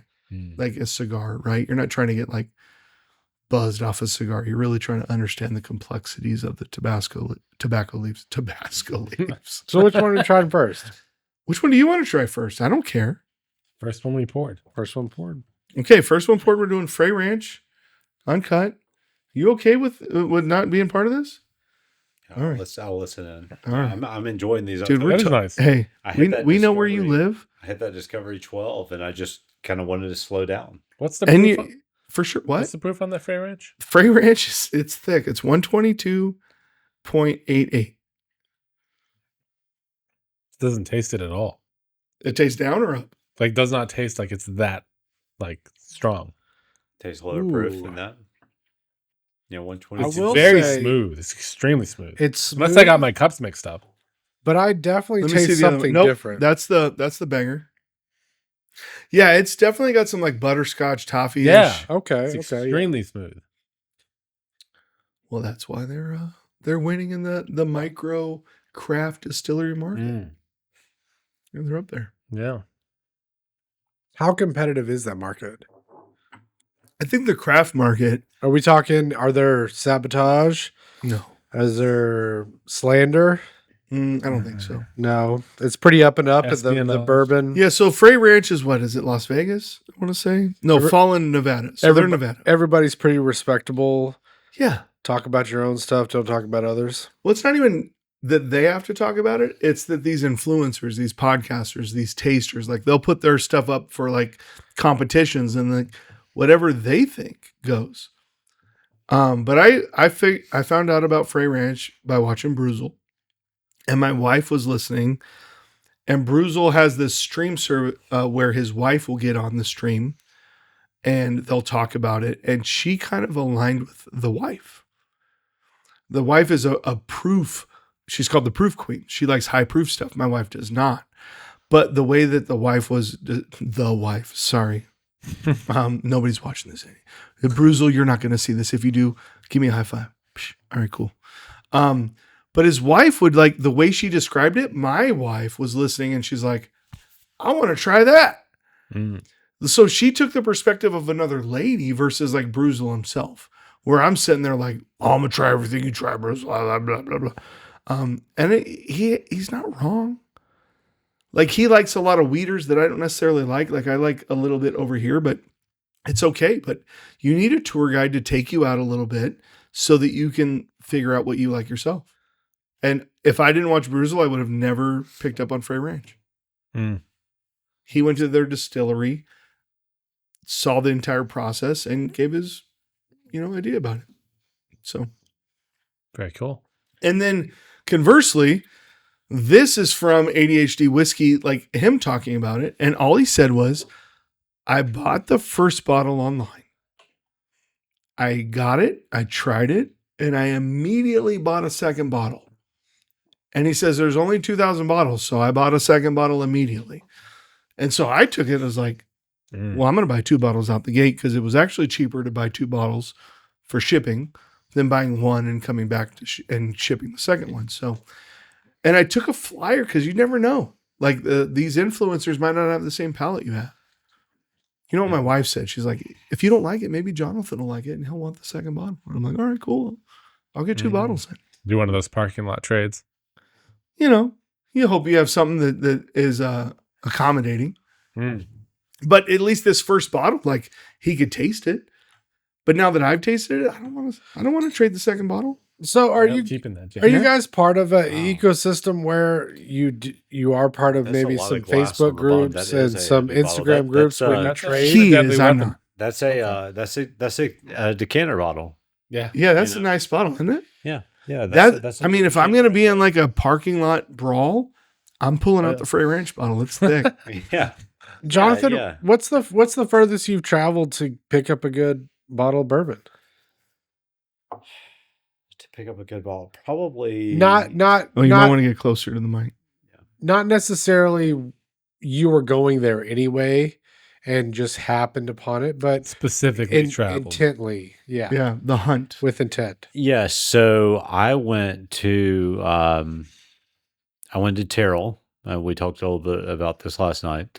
I went to Terrell to pick up which Amos you're gonna try, and I'm real curious because you have a discerning palate and you like rye. This is a finished rye. It's out of High West Distillery out of Park City, Utah. They do a seasonal release once a year. They take their Rendezvous rye product, which is in my opinion a great rye. We can determine, ultimately if you think it's a good product, and they finish it in a port cask. They do a 2-year run after the first aging process in a dessert wine cask, and just take some of the rye out of it, but also add a little bit of nuance and some sweetness to it that I think makes it more approachable for more whiskey drinkers, and it's fantastic. And so I went to Terrell to pick up. Obviously, every year is going to be a different flavor profile. And the third year, it was kind of a banger year. Year 6 was pretty good, and year 9 is kind of what everybody talks about. If anybody talks about larceny barrel proof, they're talking about there's 3 runs of the barrel proof. They do an A, B, and a C, and then a year. So it's a 24, B24, C24, and everybody talks about the C 23, and larceny.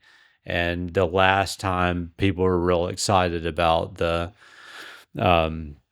Midwinter Night's Dram, it's what it's called. It's the Rendezvous Rye and a port cask finish. Midwinter Night's Dram seasonal release once a year. They talked about the 9th release. I think we're in year 12 now, so it's like 3 years old. I found 3 bottles, and I go to meet the guy, and we meet at the Specs and Terrell, and nice guy. We go to get the bottles, and he opens his back hatch, and the box is not there.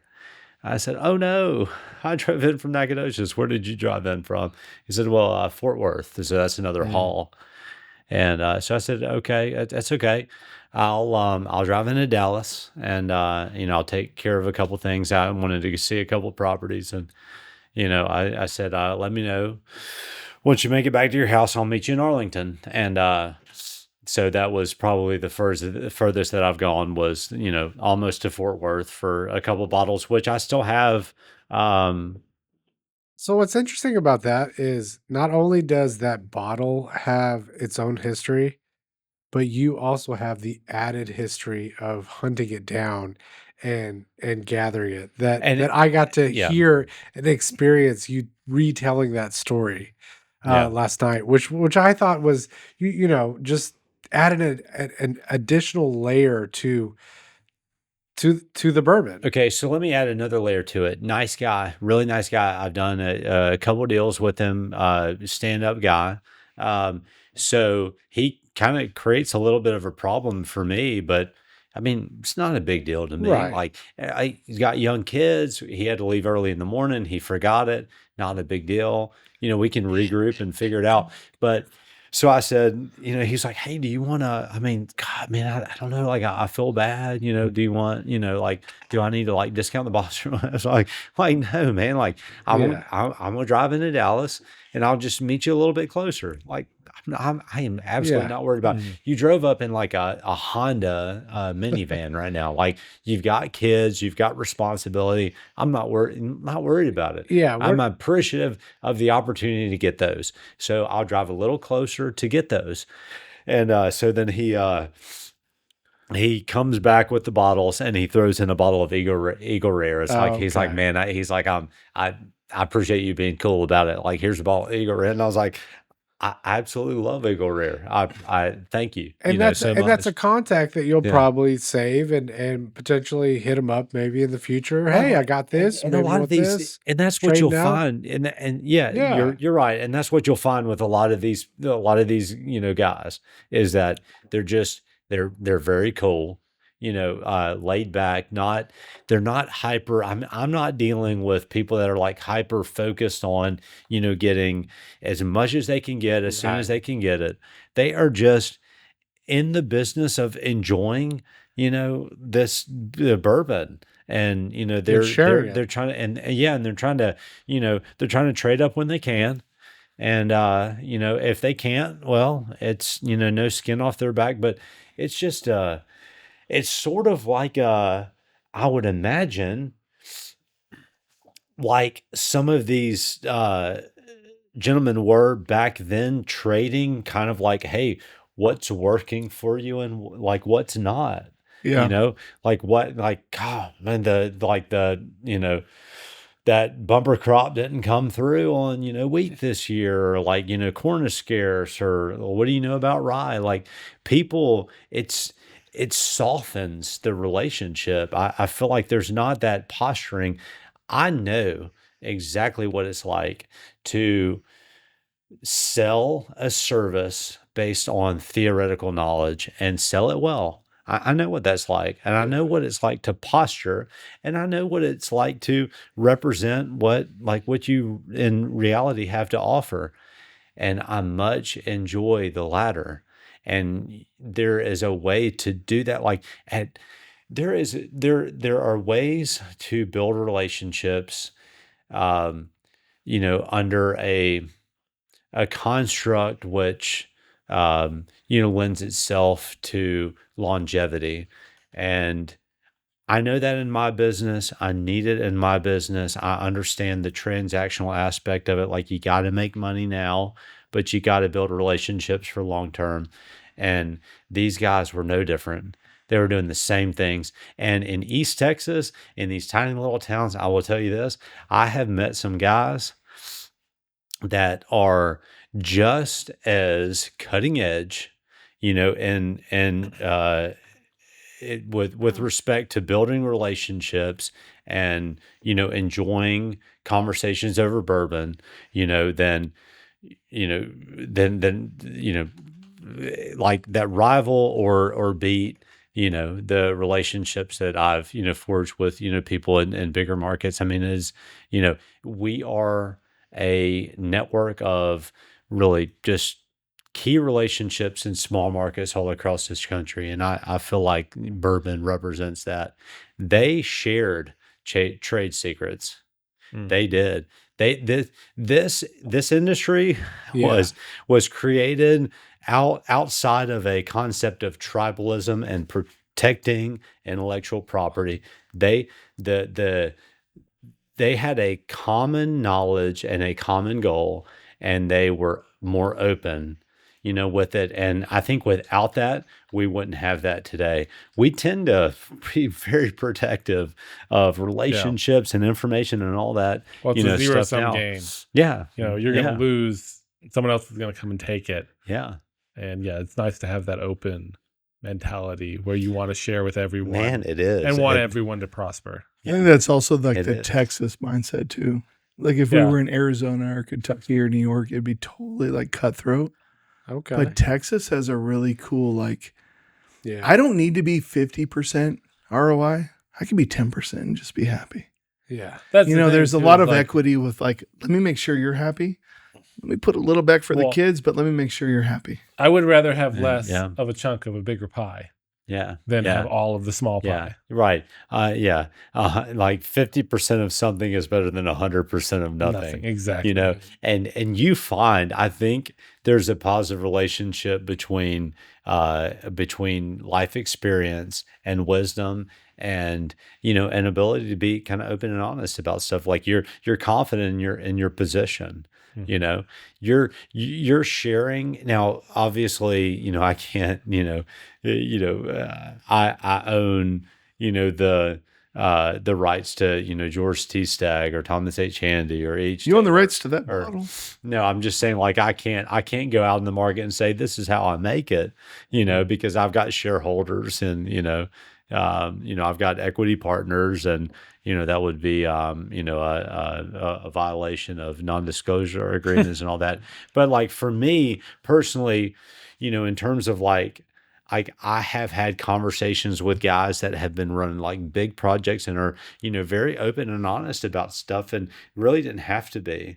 But the honesty was a barometric pressure test for the tolerance of the environment in which they operated. And, they got burned and they knew, well, they're not going to deal with that, person again, but they were open to take the risk. They were confident enough in the service that they provided that they could take the risk. And man, there is power in that. Yeah. There is power in that. These guys way back when probably did some of that, and then you got all these outside people and attorneys and all that made it more complicated. Yeah. I know we're kind of getting like far tangential, but I just Tangential, you is that a said- word? Can you look it up real quick?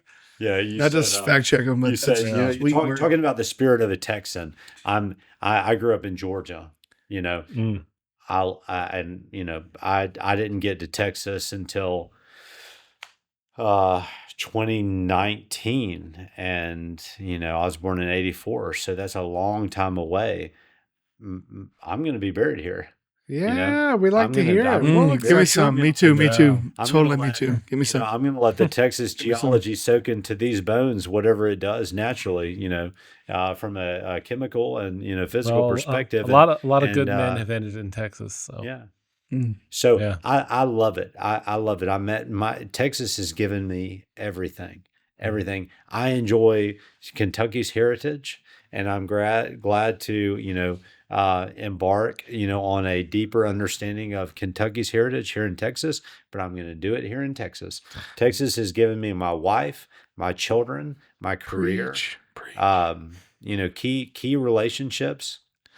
Texas is everything to me. I'd also like to point out that the last thing he drank was from the Texas. Austin, yeah. Was from Was from Texas. Texas. How Well, poignant yeah. is that? Love it. Love it. All right. Well, I think that's a We good couldn't place. have planned that enough. It's a good place to end it. We're at 3 hours and 27 minutes right We did now. it. Is this your record? It is 3 the hours? longest. Yeah. The longest so Yes. far. It didn't Hey, feel, it and didn't feel I so think long. you know what we need to make this a annual tradition, next if anything. next Christmas. year. At the very least, if not quarterly. Yeah. I'm in. The quarterly review of the Bourbon Just Boys. give me Maybe that less- give me that updated NDA. Yeah. Maybe a less variety, but I think this. Yeah, is we went great. hard in the paint. I think this is Yeah. great. Some good table decorations. It looks like we're a bunch of drunkards, but we're really not. Well, we haven't gone through that much. We didn't All really, right, we guys. did quarter-ounce pours the whole way through. No, I'm good to drive. I'm good to have my wife pick. She actually went and got an 8-piece of KFC chicken Yeah. for me. Yeah. Yeah. I'm willing to share it with anybody that wants to ride home with me. Gentlemen, thank you for the opportunity. Yes. Enjoyed All right, it. guys. Yeah, Thank that you was for awesome. bringing Thank you. everything in and the education. You're a wealth of knowledge, and you have an awesome voice as well. Well, thank you for the Thank you. platform. Like you have created this space for us, and this isn't your normal everyday lineup, right? No, But we are But Christians, it's cool. No, yeah, that's and we are talking about some shit, Yeah, Yeah. definitely, and so we fit that wheelhouse. So thank you for that. perfectly. Yeah. All right. Well, thank you guys. See you. Yeah. Find us on Twitter Yeah. at CTAS_podcast, YouTube. You can find us at Christians Talking About Shit. Please do like, subscribe, share, comment. We need the traction. We love you guys. Appreciate it. Thank you. All right. If I could also just say, if you're in the Nacogdoches area on a Sunday around, 10:30, 11 a.m., come to Mosaic. We're all affiliated with that church. We love it. But come to Nacogdoches more than anything. Yeah. Sorry, you can cut that out. I don't care. Love it.